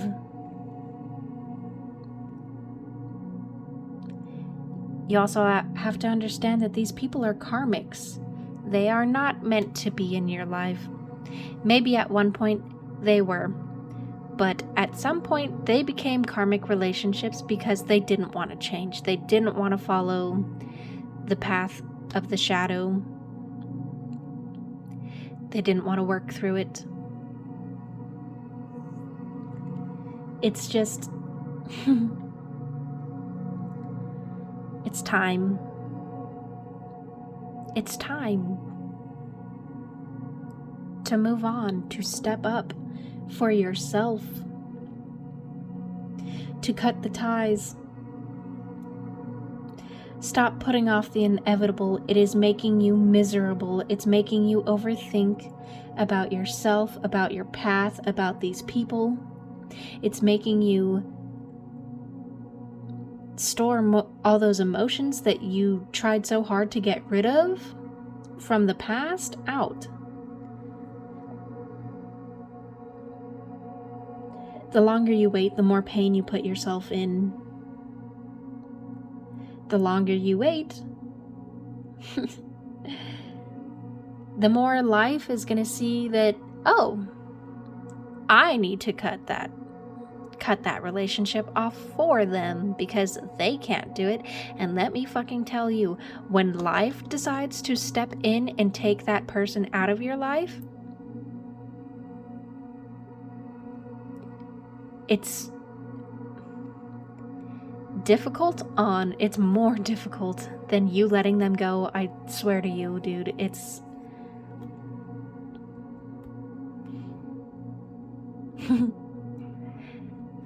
you know what it is? It's because life it's like justice. It's blind. It doesn't see that you love them. I mean, yes, it sees that you love them, but what it sees is someone toxic. And the only way to deal with toxic people is either to it's literally to just end them, end the connection. And it's like what's that saying? Oh, you're not gonna like it if I have to fucking do that. And you're not gonna like it. They're not gonna like it. It's gonna be 10 times more painful. It's like, I'm sorry, but you have to do it, or you're gonna lose them in a way that you can't come back from that. They can't come back from that. And who knows? What if cutting them off right now and you going your own way means you solve your shit, and then they go through the whole process of like, damn, I want to be like that too, and then they change. It's like, what if you're pretty much shooting that chance for them in the fucking kneecaps because you're like, I can't let go.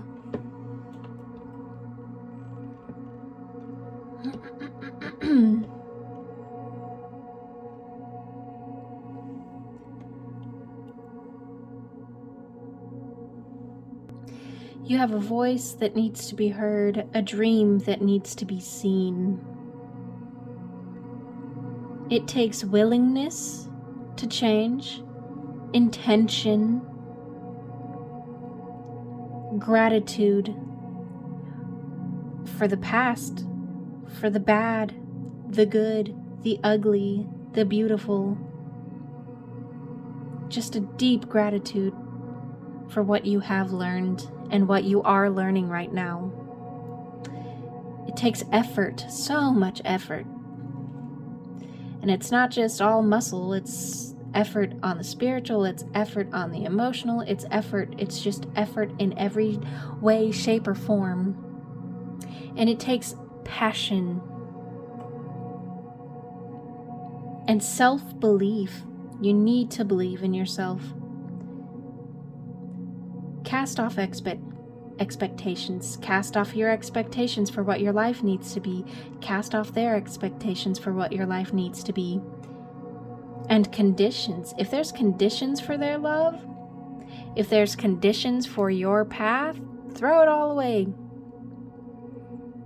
Like, I'm only gonna do this if this happens, or if I see this. Nuh-uh.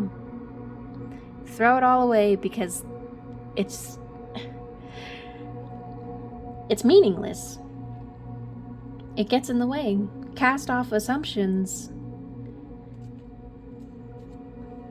I assume this is what my life will be. Cast off, most importantly, emotional poisons. This is people that are poisoning your emotions. Behaviors like fear, judgment, confusion, that are emotional poisons.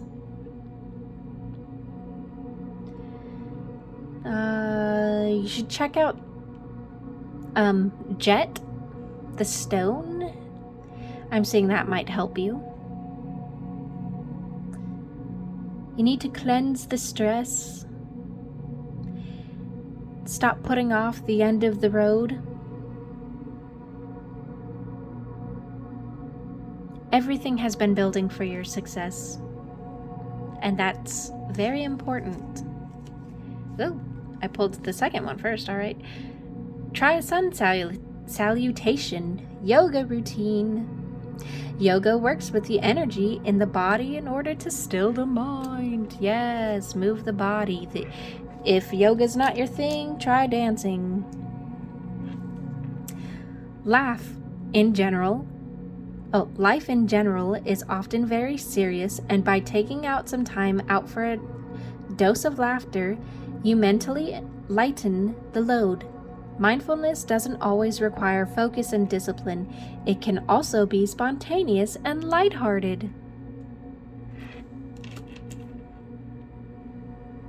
And focus on your work purpose.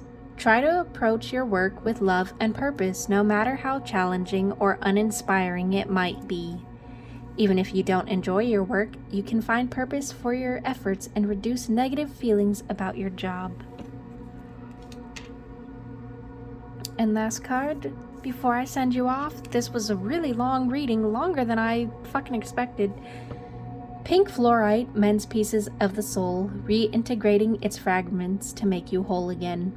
Sometimes we get lost along our journeys, and pink fluorite can assist us in coming back home to our true selves. Staying present inside your body, acknowledging and accepting each moment as it is, and detaching yourself from outcomes are helpful practices amplified by using pink fluorite. This stone helps ease despair, giving you a surge of comfort and confidence that you have what it takes to make it through life's challenges. Definitely, jet and pink fluorite are stones you should look at. Wood you change for me? Lightning, yeah, there's a lot of fighting. Chamber, yeah, you feel like you're stuck. About, down in a hole. Down in a hole. Thus, I don't know why thus is there. Spoke, yeah, you need to speak up, love. And if you can't speak up to them, speak up to yourself that I don't fucking like this. Flower. Collapse. You're about to fucking collapse. Bone. Yeah. Cellar. Soul. Yeah, you need to get through this shadow work. You don't want to get stuck in the shadow. Otherwise, you'll be there your whole fucking life. Midnight. Man. Crepuscular. Interesting. Is. Do. Night. Raven. Yeah. But that's all I have for you. I'll see you in the next one. Bye. Hello, pile 4. I'm still kind of setting up from, or disassembling pile 3, but when I was setting up for your reading, I saw, well, I misplaced the candle for you guys, which, if anyone knows me, they know I don't displace my fucking shit. And how triggered I get when I do. So, let me just start out by saying your life is a mess. It's messy. It's real messy. I think you hate that. Also, I got some words that are coming out here that I think will add to your reading.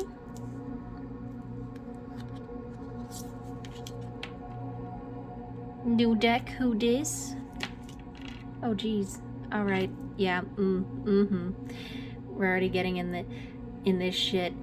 So let me just start off by saying this is a difficult group. You, my love, are probably gonna be really fucking triggered. And I kind of feel like there might be some fucked up comments, but you know, it's funny. Jeez, this candle's burning crazy. Kind of like you. But, you know what? This is not working for me. Hold on. I see that you are being burdened by your own judgments. And I think it's funny that you're here in this reading because I feel like you don't believe in tarot, which tells me you are probably people that I know. I can pinpoint exactly who this is in my life. If you don't know me on a personal level, or used to know me on a personal level, hello. Welcome to my channel. Take off your coat, stay a while. It'll be unlike anything you have ever been through. But let's start by saying religion and or spirituality. You got some strong feelings about that. Some strong fuck you feelings. You try so hard to shit on people's faiths. This could be their spiritual faiths or their religious faiths, out of fear and ignorance of what is happening in your life. You feel something. You don't know what it is, but you feel something. It's something that's like, what the fuck is that? It's something that's like, what? There's no way this can be real. I was just shitting on it. It's like something invisible is steering you down a path, and it's fucking terrifying. It's like you don't know what it is, but you feel something there.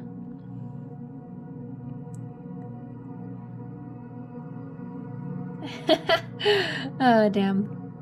We're gonna say it, but like a child, you don't want to pull your head out of your fucking ass.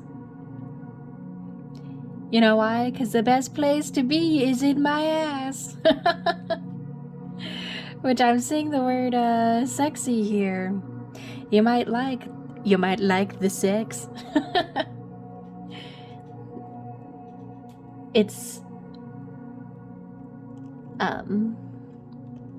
It's easier for you to be ignorant and, you know, in other people's words, downright fucking stupid than it is to face the truth that you don't know shit. How scary would that make the world? How scary would that make your life and even your actions? Because I'm also seeing the word hex here. Hex you. You're the type to cuss a person out, say some hurtful ass fucking things, hurt you before you hurt me type of energy. It's really childish. I can say that. You're stuck in child energy. Shadow child energy. Oh, jeez. How scary would it be to realize that something's out there? That karma is a very real thing because you have done and said some fucked up shit. It's stressing you the fuck out.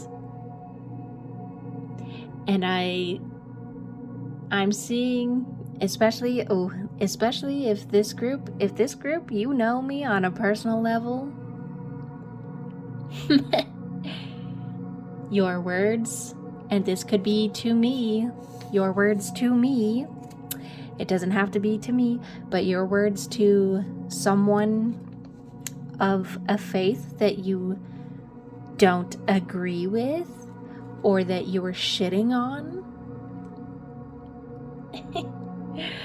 are really coming back to you. It's just echoing in your mind. Like, oh damn, they were right. Those words of warning that they gave you about this exact moment, that everything, and I mean everything, every little word, every tiny fucking look, every look of disgust, every look of condescending, like condescendence, whatever.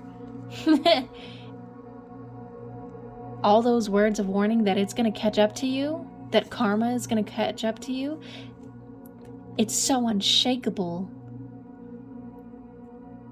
It's right there behind you and you feel it.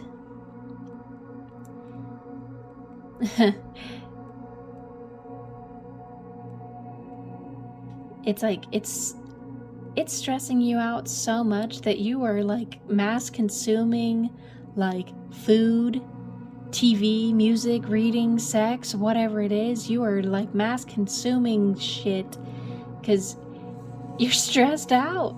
You said, oh God, I didn't know they were right. Yeah. We always tend to think that that person is crazy until we see that they aren't, and then we're like, oh, fuck. Whether you know me or not, you are in that oh, fuck moment. And if you're not there, I'm pretty sure you're there, but you are starting to see the face of that train, and you don't realize how long of a train that is, how scary and fast of a train that is. Oh, damn. You're mass consuming. It could even be weed or alcohol, but you're stress consuming is not enough. The usual comforts that you used to have are no longer bringing comfort. Like if you took comfort in weed, video games, food, sex, it doesn't feel the same anymore. You've been real bratty. You've been real jealous. Some of you have even been cheaters. Like, I'm seeing like actually cheating on your partner. Maybe not even, if some of you don't resonate with actually cheating on your partner, it's the thoughts of doing it. And it doesn't even just have to be a sexual partner. Cheating on your friends, like talking behind their back. Cheating on your family members, trying to stir up trouble. You've been unfaithful, bitchy, doing the most. And I'm sorry that I have to come out and just say it, but we gotta rip that Band-Aid off. Like, there's no easy way to say that you have been a bitch.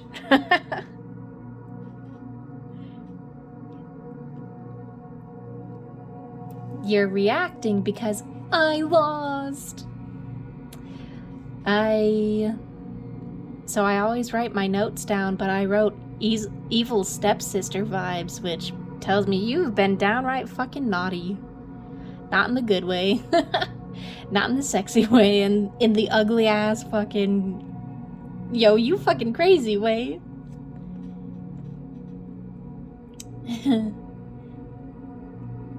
It just tells me that that type of energy is coming out because you feel that someone in your life is really making you feel inferior, weak and powerless, especially if this person is religious or spiritual, or just really has their fucking shit together. You're like, ooh, bitch. You make me feel weak? I'm gonna react like a baby. You lost your fire. And by that, I mean your desires. Not that you lost your fire, because I'm seeing a lot of anger here, a lot of red for passion. That's why I picked this color. I didn't pick the color. It came out. But it fits. You got a lot of anger and not a lot of passion for your life, for your goals. You're so fixated on somebody else in your life that's doing better than you. You literally need to just chill. Your mental health is declining greatly over this person, over this circumstance of they were back here and then all of a sudden they fucking passed me. And I thought that I was driving the best car on the block, and they went and upgraded, and now I look like a fucking broke bitch. After the fact that I was just bragging that I was better than them? What? Ooh, that's gotta make you so knotted up inside. Like, I got so many emotions, so many feelings, so many things I want to say to you. But what do I say? I'm angry that you're better than me now? I'm not gonna fucking admit that. Damn. Yeah. There's a very bleak outlook that you have on a specific person, and it's not a situation, it's a person. I guess it could be a situation, but it's a person. It's something that you were looking down on that is like literally up on cloud 9 now, that you're like, what the hell? Not only did you just pass me, but you went like above and beyond. It's an unexpected. It was unexpected per your standards, per your definition of what life should be, could be. This person just blew your mind. And you also weren't expecting there to be a fallout. Oh my god, I had an ex-friend who cut me off. You're probably watching this. Cut me off and was a straight up asshole, right? And then was like, oh shit. So, are we still like hanging out? Like, I was like, what the fuck? Not even. It was so funny. Like, they straight up ignored me for a full month. Like, anytime I tried to talk to them, it was like, if they weren't ignoring me, they were being a complete fucking asshole. And then it was like, all of a sudden, wait. So, I want to hang out, and I hear that you're doing like really great now, and are we hanging out? No. And somehow that was unexpected. And that doesn't have to be, you know, for this particular person. I feel like this is happening for this entire group, that somebody that you cut off is doing better than you. And then when you try to go back to them, it's like, oh, shit. They're literally not talking to me anymore. Yeah, dude. You act a certain way, and you expect them to just leave the door open? What? That's downright crazy. That's downright foolish.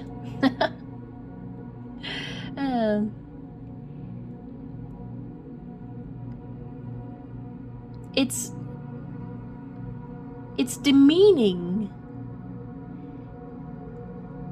Them leaving you, it's giving you like a sense of abandonment, like, how could they leave me? Like, didn't you leave first?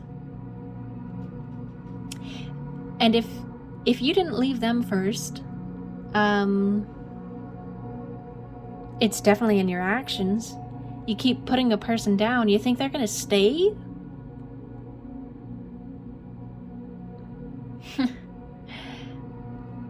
You have a very draining energy. People literally feel drained when they're around you. They don't want to be around you. You're cranky. You're irritable. You're vulnerable to criticism. Anyone says anything to you and you're like...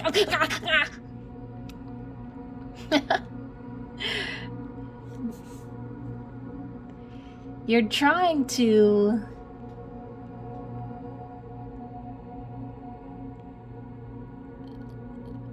Oh my god.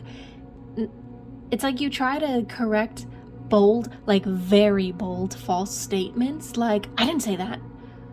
Or just dismiss it like, yeah, I said it, so what? But it's like, if somebody said that to you, you would be all over that shit. You'd be like, well, you said this, this, this, and it was wrong. But it's like, when it comes to you, I can't say anything wrong.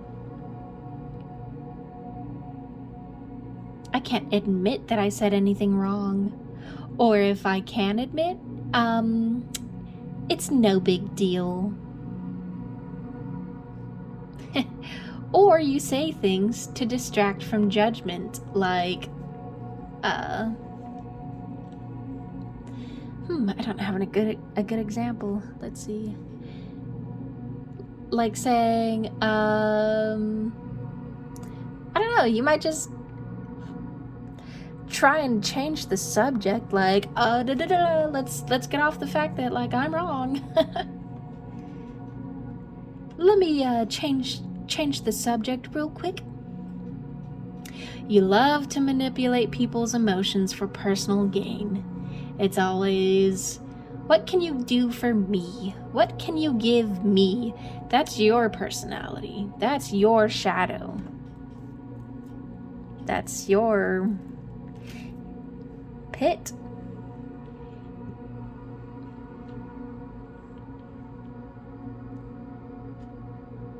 You're not trustworthy. Nobody trusts you. You're kind of shady. The things you say are shady. The things you say don't add up. I say one thing and then I say another thing that contradicts that. You're stuffy, repressed, you overreact and blame others, and by God, you're emotional. And then it's like you try to hide these emotions, but you're doing such a bad job at it. You love to say, nothing's wrong, and arms crossed like a child. And by stuffy, I mean like you got the collar on way too tight. You're like, I'm gonna ride or die this persona that I have, which is telling me that that's not even your real self. Like, you're wearing a mask and it's not even on correctly.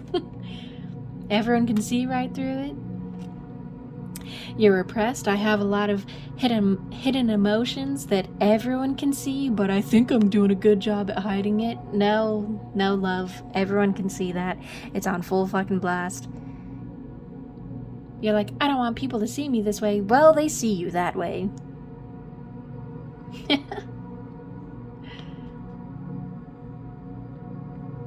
You love, I don't know, it's just the overreact. It's like, you hurt me, so now I'm gonna say this. I'm gonna hit every fucking vital point on you because you made me feel icky one second, one time. You really try to hide the fact that you're like a noob. You're a newbie in everything. It's giving me shut-in vibes or a one path forever vibe. Like, I'm gonna ride or die this path. This is my path. This is the hill I'm gonna die on. especially when it comes to your dreams. It's like you don't even know your own dreams. It's it's so judgmental.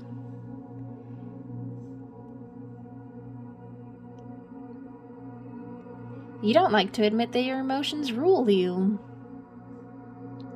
I don't know, it's giving me a sense of like,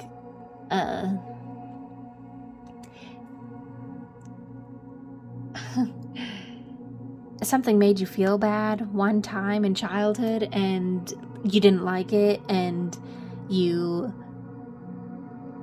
were fucking scared and terrified and like it's just like shaky or angry and it's just, ooh, the emotions are way out there. It's hard to express your emotions, and when you do, it's all wrong. Like sometimes you have up this wall of that didn't affect me. And then other times it affected me so much that I'm like, ah! Or I'm crying.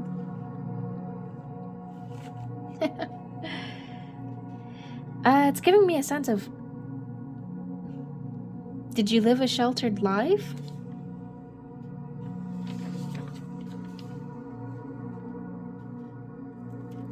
Maybe even you sheltered yourself? Living in your room by yourself because everything out there is scary and new and I don't like it.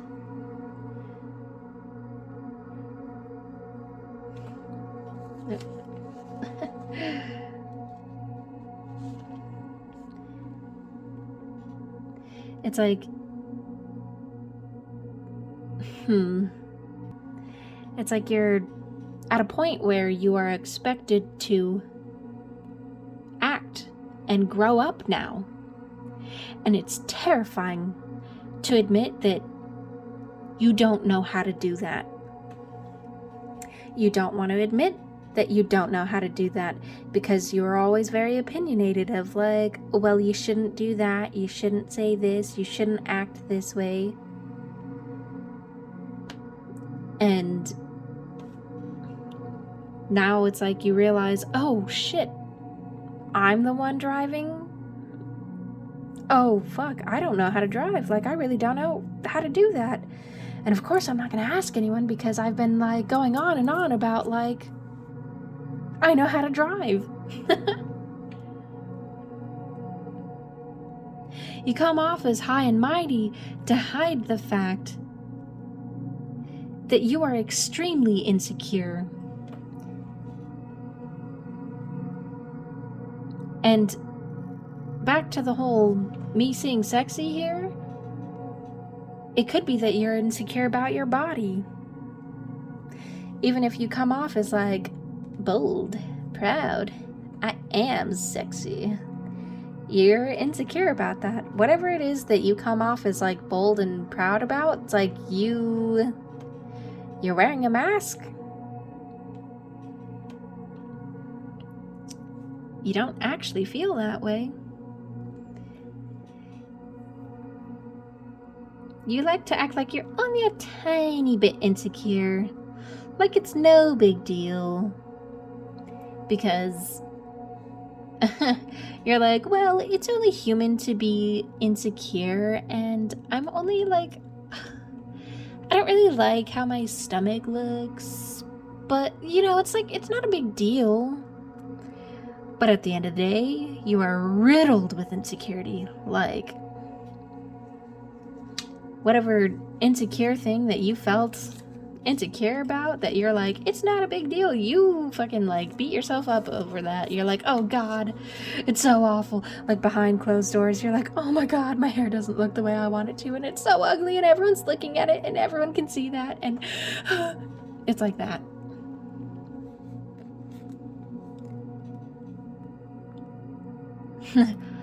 And I'm seeing that life has knocked you off that high horse that you so proudly sat on, and now you feel like no one's ever gonna notice you.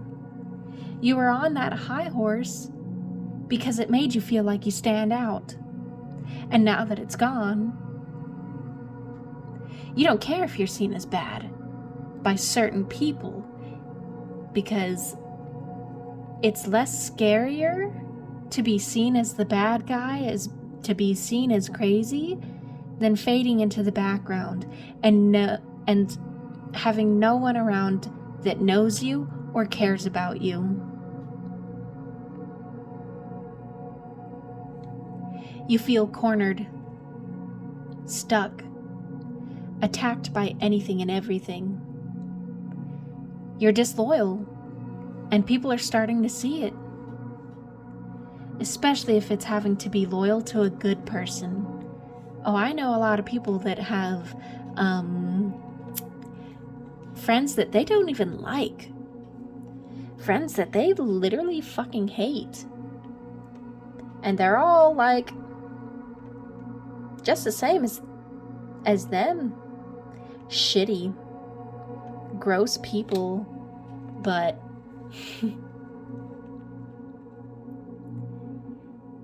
be a good guy? Can't do that. I have to be like, I gotta fit a certain look. I have a reputation to uphold, and if I start behaving out of character, that same crowd, they're not gonna want me. You follow the crowd or specific friend groups because you're too scared to leave. You're scared to leave because you fear that judgment. You have no diversity of friends or hobbies. It's the same friend group. The same group you've been running with for a long time. Or they're the same type of people. The same hobby. You do the same thing every day. Every day that you have off, same thing, same schedule.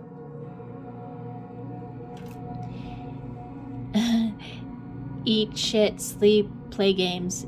Eat shit, sleep, watch TV. Eat shit, sleep, smoke weed. It's the same thing. You are egotistical and have this elitism view of I am the best, I am this, that, I am sexy as fuck, because it's like you use it to make up for what you lack.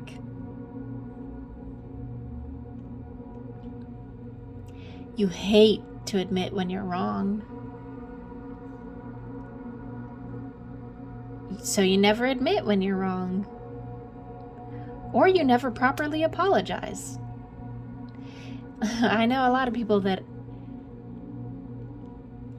So when I first started tarot, I had a lot of fake-ass family and fake-ass friends shit on me, saying, you're never gonna make it, or they're just like, yeah, you're not gonna make money off of that. And it's like, dude, I showed them, and now they're like, hey,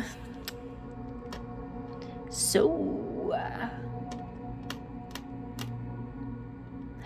you want to hang out? And I'm like, that's not an apology.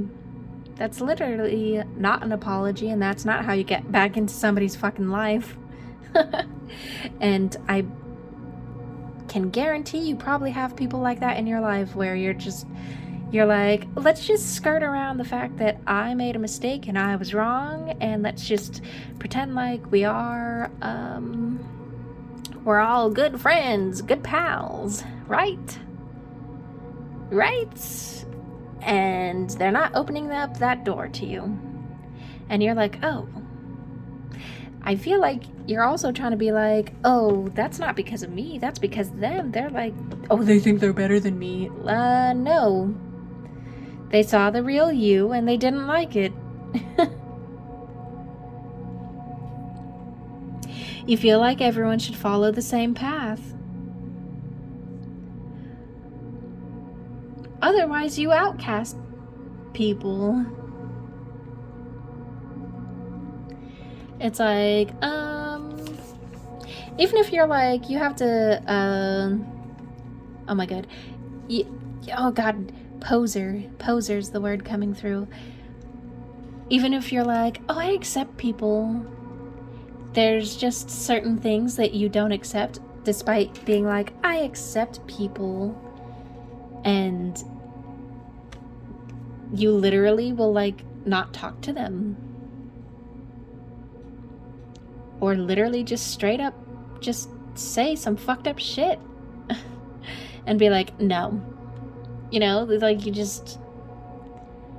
It's rude. This is your shadow. Oh my god. You want to be successful without ever working hard. Without ever changing. Just to say that I won. Ha! I won! I won! I'm better than you. That I'm better than you attitude means that you really feel like you're not. You don't want to put in the hard work because, let's face it, you're lazy. I'm sorry this sounds like I'm bashing on you. Like, don't get me wrong. Oh, jeez. Oh, slam, dude. That was a heavy slam. Ooh. I bet I'm, like, triggering some of you so much right now. You said, fuck this bitch. Yeah, it's always somebody else's problem, isn't it? It's never, let me look at myself and see that I am wrong. See that I am the fucked up person. It's always somebody else is fucked up to me. Somebody else. Somebody else. Somebody else. Oh, geez. I'm gonna blame you for that. That's... That's you. I mean, you are lazy.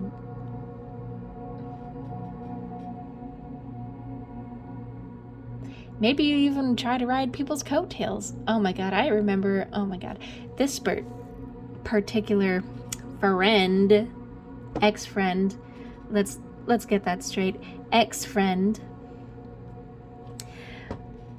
shitting on me about tarot and literally just all this shit, right? Comes back in and was like, yeah, so I thought that you weren't gonna, like, do well with tarot, but then I hear that, like, you're really fucking popular and you're making a lot of money, and honestly, I don't really care how I get successful, but he said, I don't care if people see me for, like, my dreams, which were, you know, he told me his dreams. He's like, but if I get popular because people know me through you, I'm fine with that. I don't care. He's like, I'll be all over that shit. And I was like, what the fuck? Literally? You think you're gonna ride my coattails, bitch? There's the door. See yourself out and don't come back. I have a lot of people like, I literally know a lot of people like this, which is fucking sad, dude.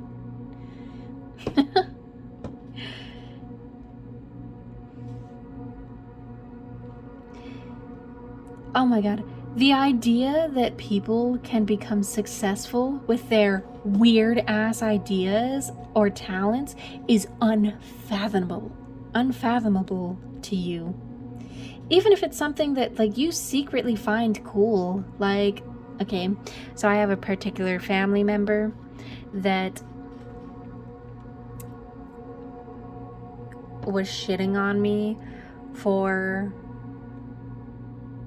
my tarot, and then I overheard them bragging and saying that they really think that tarot is cool, and that they want to get a tarot deck, and that they want to do this, they want to do that. And I'm like, bro, I don't think you understand that I hear that shit. It's like, oh, you thought that was... What? I don't know, that shit's funny. Like, you're gonna say to me that my dream is bullshit, and then behind closed doors be like, that's actually really cool. And I do the same thing.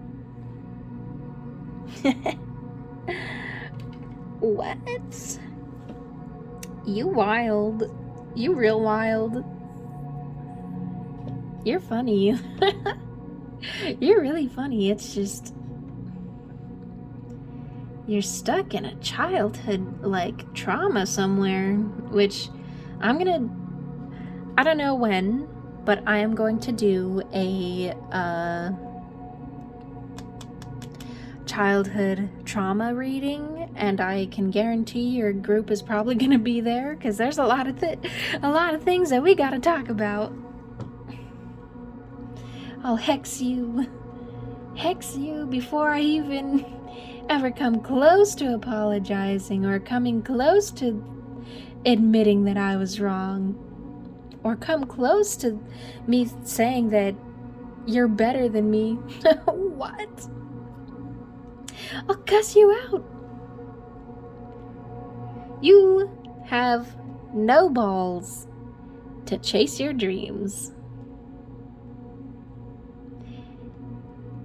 Setbacks make you shut down.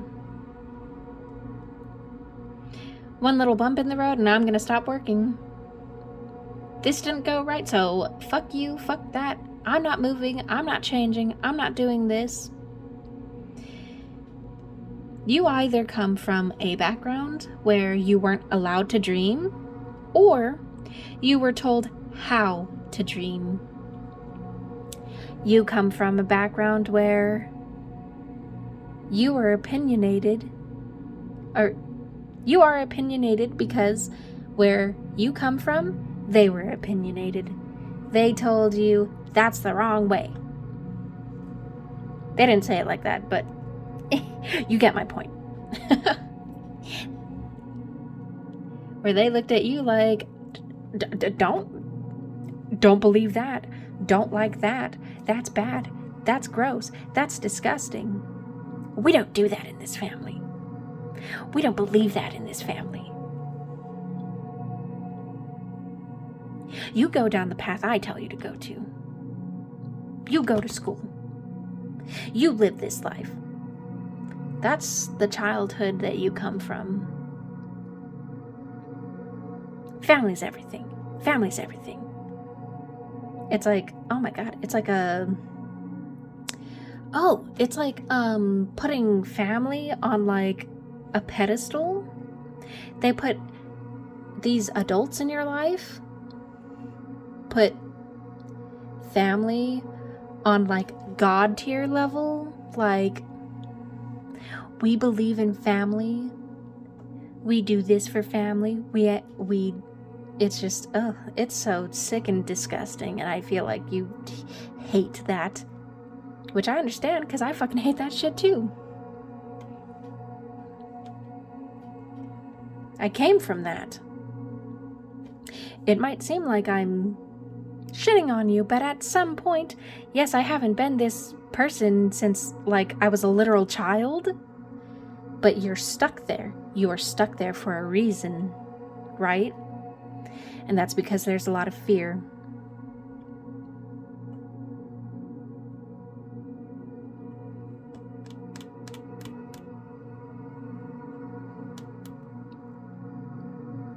I'm not looking down on you, love. I'm not. Even if this is people in my life watching right now, I am not looking down on you. I never did. It's just, you got stuck. It's okay to admit that.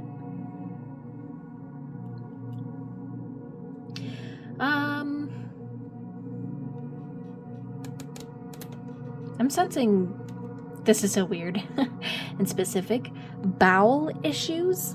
So you could either be like, you could either get constipated easily, or you kind of like shit your guts out. But I'm seeing that comes from your, I know it's going to sound all woo spiritual, but you're here on a tarot channel. So you're kind of already stepping in the spiritual realm, but that comes from blocked sacral energy, blocked creativity, blocked dreams. You're so overwhelmed by the future that you do nothing. You said the future's scary. I'm gonna sit down. You take constant breaks. You don't listen to your intuition because you don't think that's real. You always hear that saying, sixth sense, which is intuition, and you're only using 5 senses. I feel like you're not even using all your senses. It's like, oh my god, it's like you have sight. You're not really using your eyes. You're not really using your ears. It's like you're only using one of them. You're playing with like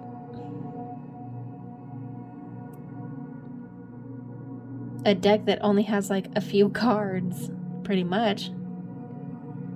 Because you're so scared to play with the full deck. You're like, I don't understand anything. I don't want to look at how scary shit is. I don't want to look at how scary life is. You blame others for why your life is the way it is. You abuse your power because it's what you were taught during childhood. Even if they didn't, like, you know, sit you down and be like, this is how we abuse our power. It was shown to you time and time again of, I'm taking that away because, no, you're not allowed to have that because I said so. You know, it's like things like that. You were taught family was everything, and yet no one treated you that way. Did they treat you like everything? Maybe they did. But they still neglected certain wants, certain needs. You're aggressive and like a bull, like a battering ram. Because you don't know how to get what you want or need, and that's why you react that way. I don't know how to get the love I want, so I'm gonna scream and cry about it.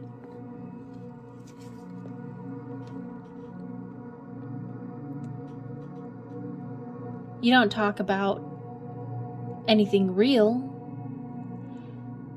out of fear that they'll know. I can't talk. I can't talk about this without crying. I can't talk about this without getting angry. I can't talk about this without them realizing that I don't know shit.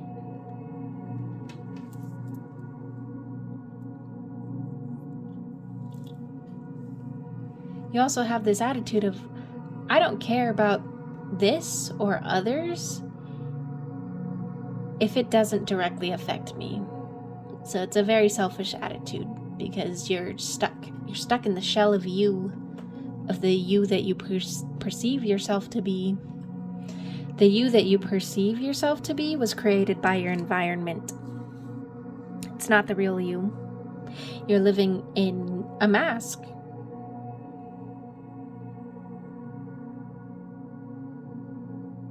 Always wearing my brave face mask to hide the literal terror that I feel about the world. The world is a scary place.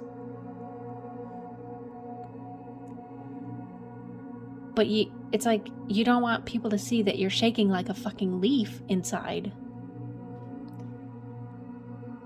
I see you have trouble with the opposite sex. Like, it's hard to talk to them, or it's hard to get a real relationship with them. It's giving me vibes of like, yeah, it's like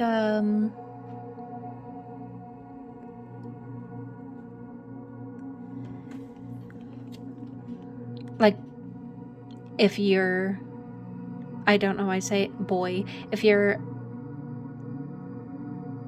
a man or boy, I guess, that comes from a family of nothing but men, or you're a woman that comes from a family of nothing but women, maybe there's like one or two of the opposite sex. It's like you just don't know how to react because the energy that you have been in is energy that is the same, even if it's like, okay, so let's say you are a boy and you have a mom, right? She's not operating in the role of feminine, she's operating in the role of masculine, and it's not even the right role. She's in like a distorted, like masculine, you know? So it's not, you haven't been shown an example of what you should be. Not what you should be, but you haven't seen a healthy version of man or woman, male or feminine. You have no faith in others, no faith in yourself, really, at the end of the day. I don't think you can admit that, out loud at least. You have no faith in anything. You're stuck in fear. You have no real happiness. You pretend like you're happy, but you're not. You're depressed, and you won't admit it. Or maybe you like to brag and be like, yeah, I'm depressed, I'm this. Yeah, I feel this way. But it's like, you're not really coming to terms with what that means.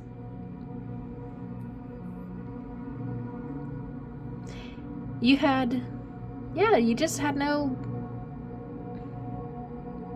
proper example of how you should be. It's just, you only had bad examples.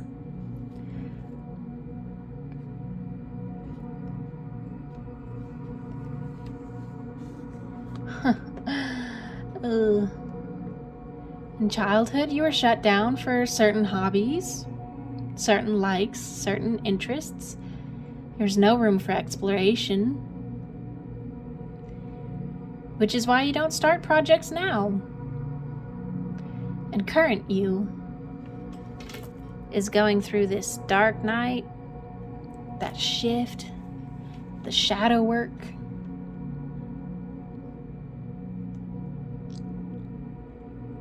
A spiritual death to be reborn. And you don't understand that. You're confused as hell. You're like, when we go through our shadow work, all those fears and insecurities are heightened. Like, I'm telling you, they're put on full blast by our soul, because our soul is like, we gotta change this shit. We don't understand it at the time, but that's what's happening. You refuse to let go. You refuse to change. And you love to reminisce about the past. I remember when this used to be this way, and this used to be that way, and we used to hang out, we used to do this, just shit like that.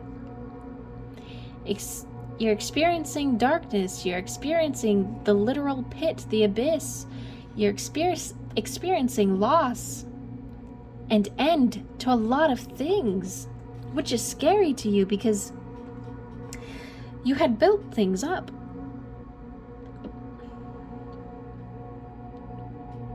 That's what happens when we go through our shadow work, is that life takes things that we cling to. Things that we cling to that are not healthy for us. Or things that we cling to that stop our growth, like people that we love, that are meant to help us, but we latch onto their energy. Sometimes those people have to go away because you have to learn a lesson.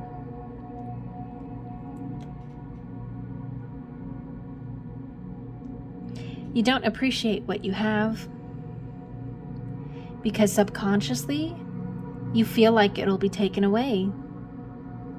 That's why you don't have real attachments, because when you were younger, those parental figures took away the things that you liked the most. So you just got to a point where you're like, well, I'm just not going to expect anything. I'm not going to be attached to anything. You can't let go of expectations of what your life should be. You can't let go of other people's expectations, like parents. It's parents that set these expectations. It wasn't your own expectations. You can't see. You can't face your fears. You can't see reality over projections, over the illusions of life that somebody else established for you, that you've been living for so long that you think is your expectations, your reality. You can't live your truth.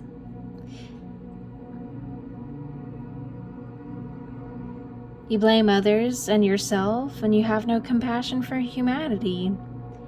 You have an imbalanced entire emotional world, imbalanced feminine and masculine energy. Feminine of I sit calm, cool, collected, and I receive what is meant for me. Masculine energy is I go out, I do the thing, I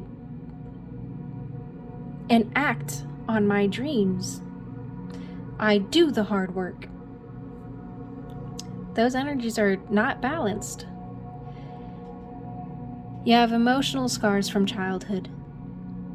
You have a strong imbalance of whatever specific gender you are. Like, whether you're like, I define myself as non-binary, there is still that imprint of the time when you didn't establish yourself as that gender. That's for those that identify as non-binary or whatever else out there. But you have a strong imbalance of that main gender. You love to embellish stories, lies, like if some small thing happened, you gotta make it a big deal. Oh, you're a story maker. Dude, maybe you should try writing, honestly.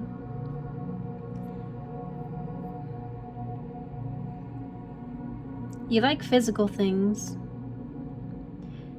to fill your depression. It's like, I gotta feed the hole that's inside me. Whether that's food, TV, games, sex, you know, whatever it is. You can't let go of those toxic family bonds or those friend bonds. It doesn't have to be toxic, but it's just, you just can't let go of bonds. It's not unless it's on your terms. And then when it is on your own terms, you're still like, I can't let go. You hate to learn anything new. You come off as a hypocrite, a liar.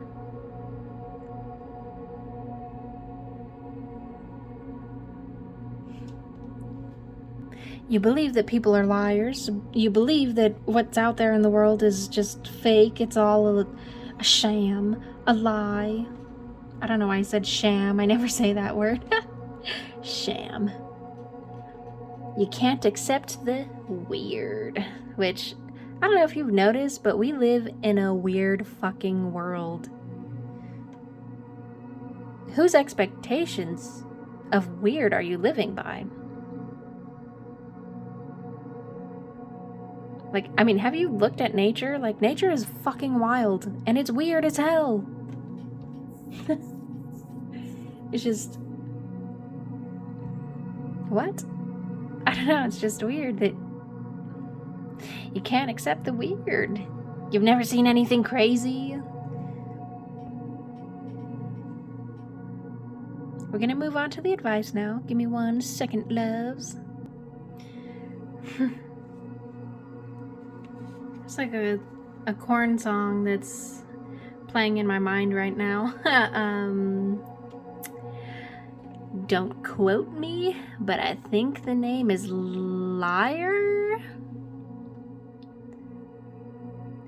I don't remember. I don't know if that's the name or not, but I will find it. I will put the song description or song in the description below. All right. If it pertains to this reading, and if I remember. But I'm hearing, oh my god. How could you deny me? You feel like life is turned against you. Yeah, and then you're calling life a liar. It doesn't have to just be life, it could be other people. He said, how could you turn your back on me?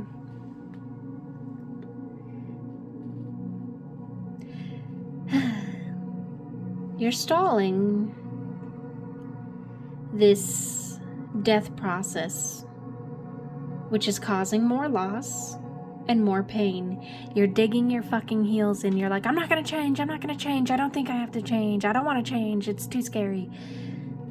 And you're losing everything that way. It's like, you know what it's like? It's like if you go through the death process, it's like letting go of something.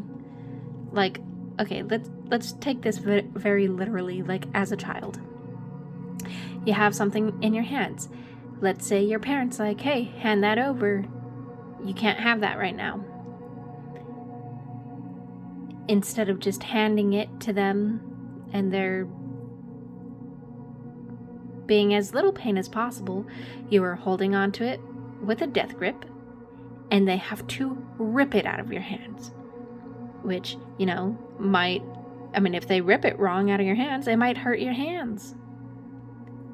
But it's definitely wounding you emotionally. You're like, oh my god, they literally tore that shit away from me. They literally, like, did that. And it's like, life is doing that to you for a reason. The things that you have in your life are either a distraction or they're not meant to be there. Because it's not healthy. It's not helping you grow.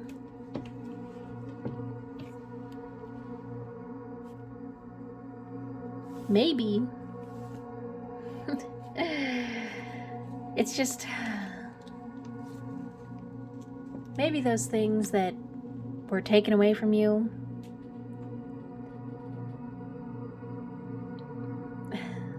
I'm hearing that quote from Luna Lovegood in the Harry Potter movie, one of the later ones, where she was like, things always come back to us in the strangest ways.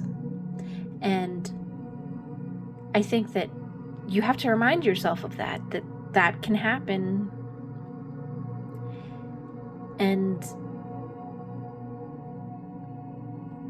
what if it's like a momentary, like, oh, you'll get, I like that same example with the parent taking the child's toy, is you will get this back when you learn the lesson. Or maybe you'll get something better when you learn the lesson, and that's what you are in right now. You are in that phase, and life is literally treating you that way. You fear change so much, and you can't move forward. You can't let the past go. You can't let old behaviors go, which will leave you in a nasty place. You think you're in a nasty place right now? Love, that's nothing. That's nothing compared to what's coming for you if you keep digging your heels in, if you keep resisting the change.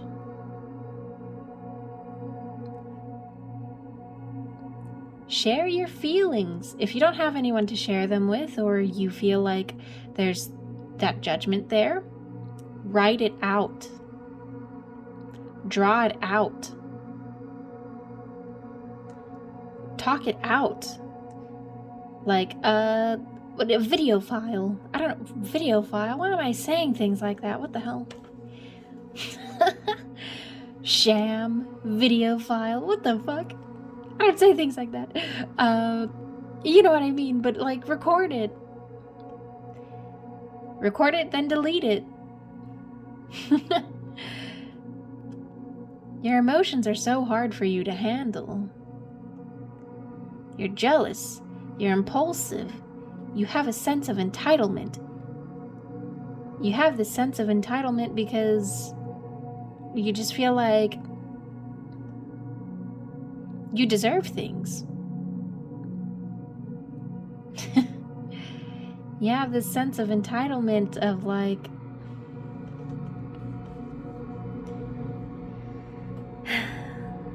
I'm entitled to success. And maybe I heard somebody, this was a long time ago, so the quote is not entirely exact, but they were like, maybe people get jealous of, okay, let's take success for example. People get jealous of success, people being successful, because they feel like they deserve that success. And maybe they do, but that's from a healthy place. Like, you get jealous of people having a romantic connection because you feel like somewhere out there is a romantic connection for you. And it's like, it will be yours when you do the work. I know you don't want to hear that. You want to hear that it's easy, but life is a bitch. It's not easy. It never has been.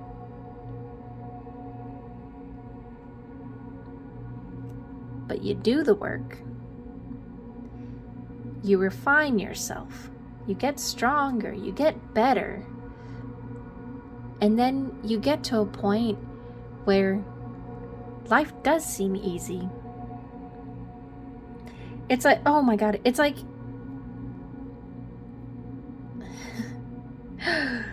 the caterpillar. I literally used this same group of fucking, are they an insect? Sure.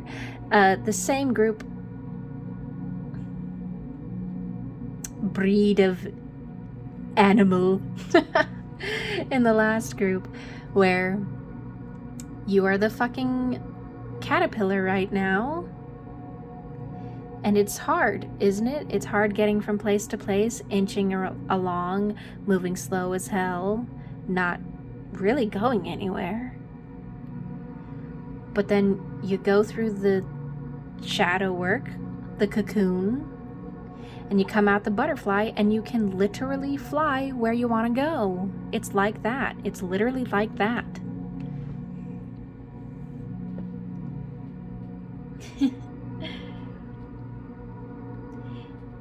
You need to gain perspective and distance from what's causing these feelings by letting go. Let go of the judgment. Let go of the expectations. Let go of hanging on too tight. Get out of the drama. I know the drama's fun. The drama is awesome. It's great. It's fucking the bee's knees. What the fuck? I don't say shit like that.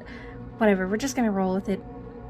Somebody here in this group has got to be like, I don't want to say old, but older than me. But it's like the dramas, it's so juicy. But like, you gotta get off that shit.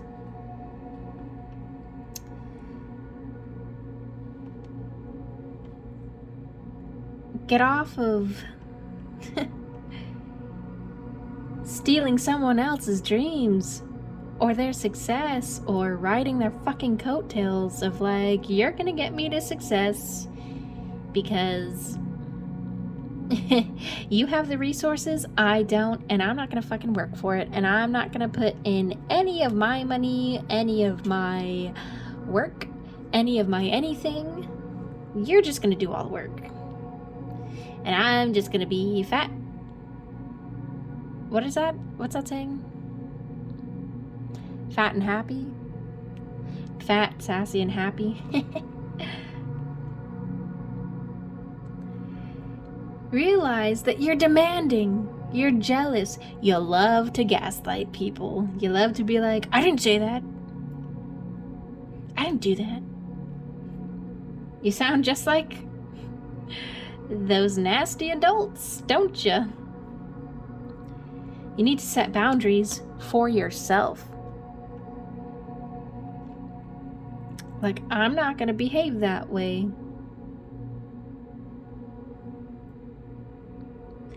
Realize why you can't commit, why you can't reciprocate love. Where does that come from for you? Does it come from bad relationships with romantic partners? Does that come from childhood? Does that come from siblings? Where does it come from? Why can you not show love? And I think a part of understanding why you can't show love is because you lost something when you were younger and it hurt. And when I say younger, it doesn't mean it just has to be childhood. Like, younger is like a year ago, right? 2 years ago, whatever. You know what I mean. You need to see that you are behaving like a sulky, moody child. Because you haven't gotten your way. Because you haven't gotten your toys. Because you haven't gotten the things that you think you deserve. Start learning all you can about spirituality. Jump in that shit. And if you're too scared to do that, I am trying to do my tarot channel in a way that anyone can understand. That I understand there's a lot of people like you. They are new. And honestly, spirituality is one of those things that it's like, it's hard to understand because, you know, it's not physical. And especially with people that are on, like, further down the path, they say things that are confusing, like you always hear Kundalini awakening and just like terms that you are not familiar with. And I understand that. That is scary. That's confusing. It's like, what the fuck is that? And then it's like, you look up places and you look up these things and it's like, I don't understand that. Like, I read the definition for it, but I don't understand that. And I'm slowly getting there. I'm trying to slowly build up a world, I guess a video file that everyone can follow along with. Video file.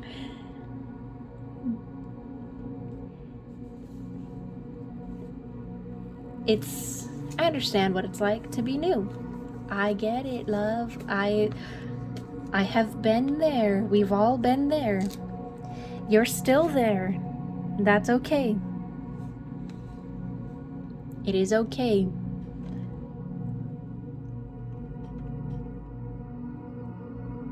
It's okay to be new.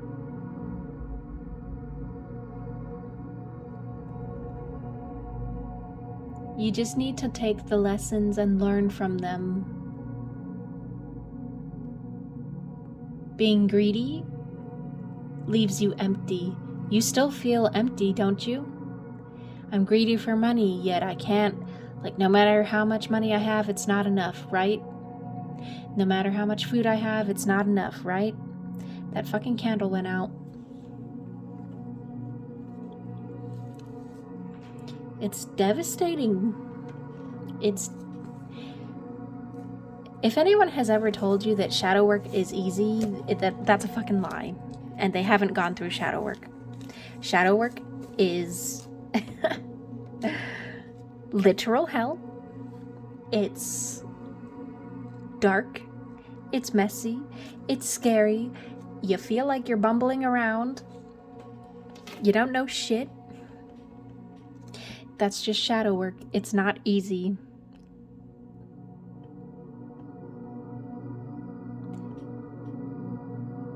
You need to learn to navigate your emotions. Feel them. Release them. Feel them and let go. Don't let them control you. You need to refine your communication. You have a sense of loss, a sense of, I need things, but you come out demanding because you don't know how to communicate properly. Ask questions. Don't be afraid to ask questions. It's how we learn things. Lighten your mood. Literally lighten the fuck up.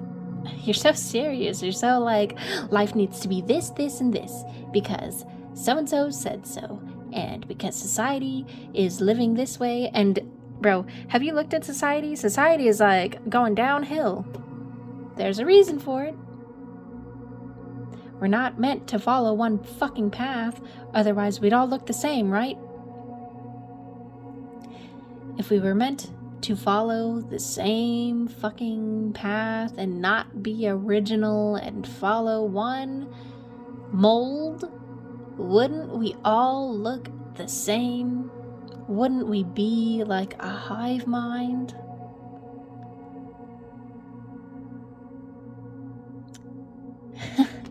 Grow at your own noobish pace. It's okay. Some of us are late bloomers. And don't be so overconfident that you can't come back from setbacks. Like, I said this with utmost confidence because I'm right, and then when I'm proven wrong, oh bitch, do I spiral. That's you. Quit the gossip. Ask for help. Open your fucking mind. Find your real voice. Not this projection of someone else. Not this projection of your shadow. Find your creativity. Express yourself properly. There's still time to change.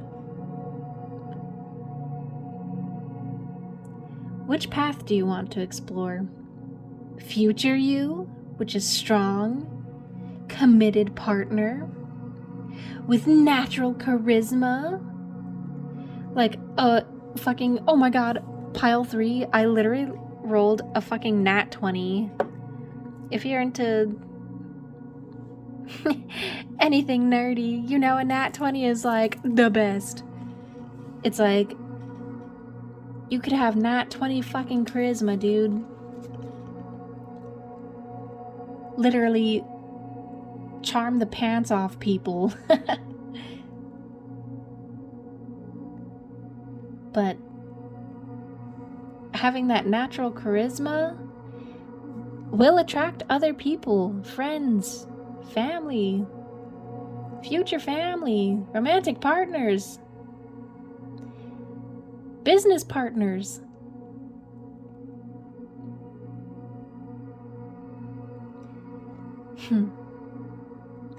Dedicate yourself to healing yourself, healing the childhood you, healing the current you. Be still. Breathe. And by be still, I mean still those emotions, dude. They're a roller coaster. You're distracting yourself with physical things. You need to just breathe, be calm, chill as a fucking, what is it, cucumber? Learn to trust your intuition. You got 6th sense for a reason. Dispel fear. Some people are looking at you like you're straight up evil, like coming back to that evil stepsister vibe. You nasty. You a nasty piece of work. You need to cut that shit out. The violence, the anger, the hatred, the shit talk, you need to fucking stop. You're losing people because of you're just nasty. Hex you. You said, I'll hex you. That, bro, if you have to,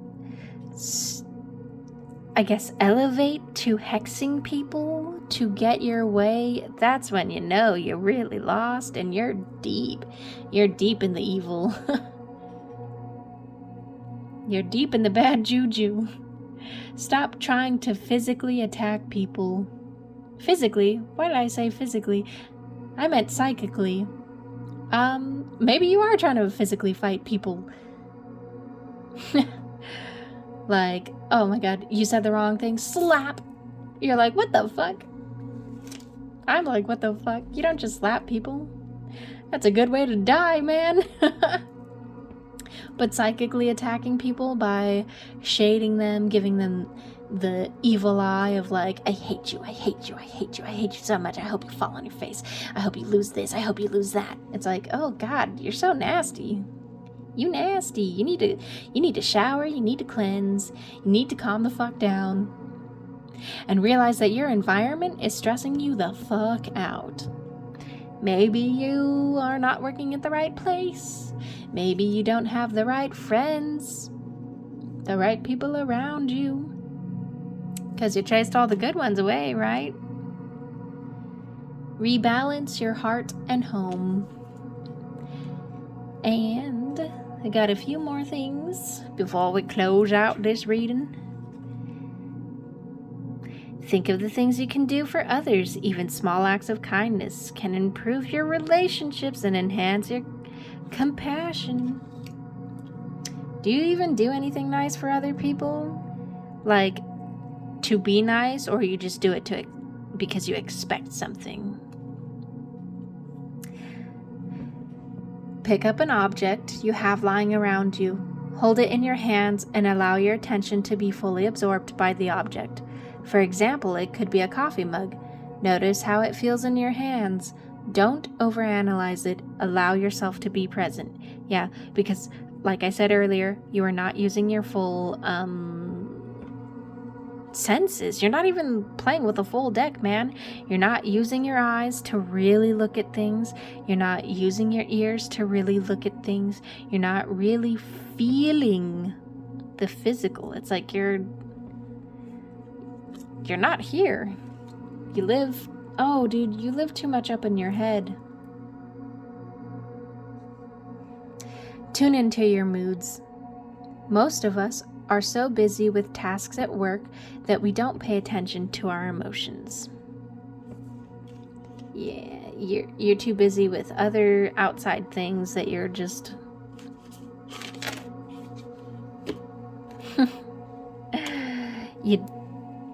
your emotions are riding you like a bitch. Use.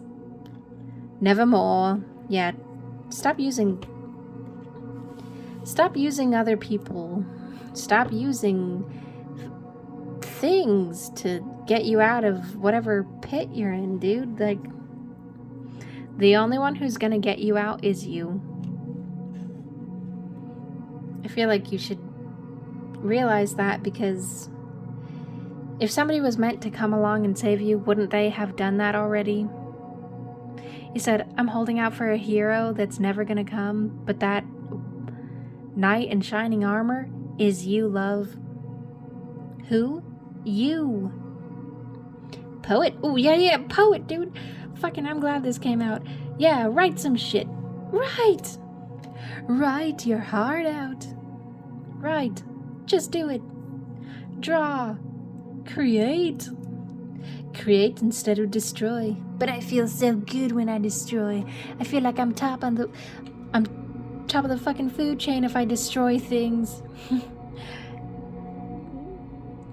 It's not getting you anywhere, right? Lonely. Pound.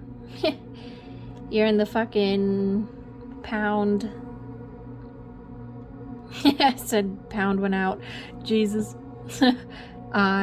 Yeah. Oh my god. And back to that. And the sexy schmexy. It's literally your chakras are not in alignment. None of your energy is in alignment, though. Up. Thus, I guess that's not if. You said, what if I lived my dreams? What if? It's always ifs, and never, I'm gonna make it happen. Bones, ooh. Bones, milk. Bowel syndrome. Bowel syndrome? What the hell? Bowel problems. Lactose intolerant. Like, unseen. You feel unseen. Moon. A lot of heavy emotions. Love. Collapse. Your relationships are not working out, love. Let go, please. Cloud. Whisper. Yeah, you can't hear your soul because it's whispering. It's whispering to you to change. But you can't hear it because you're so... You talk. You do. You distract. Cellar. Sky. Yeah, dude, you have so many things that you could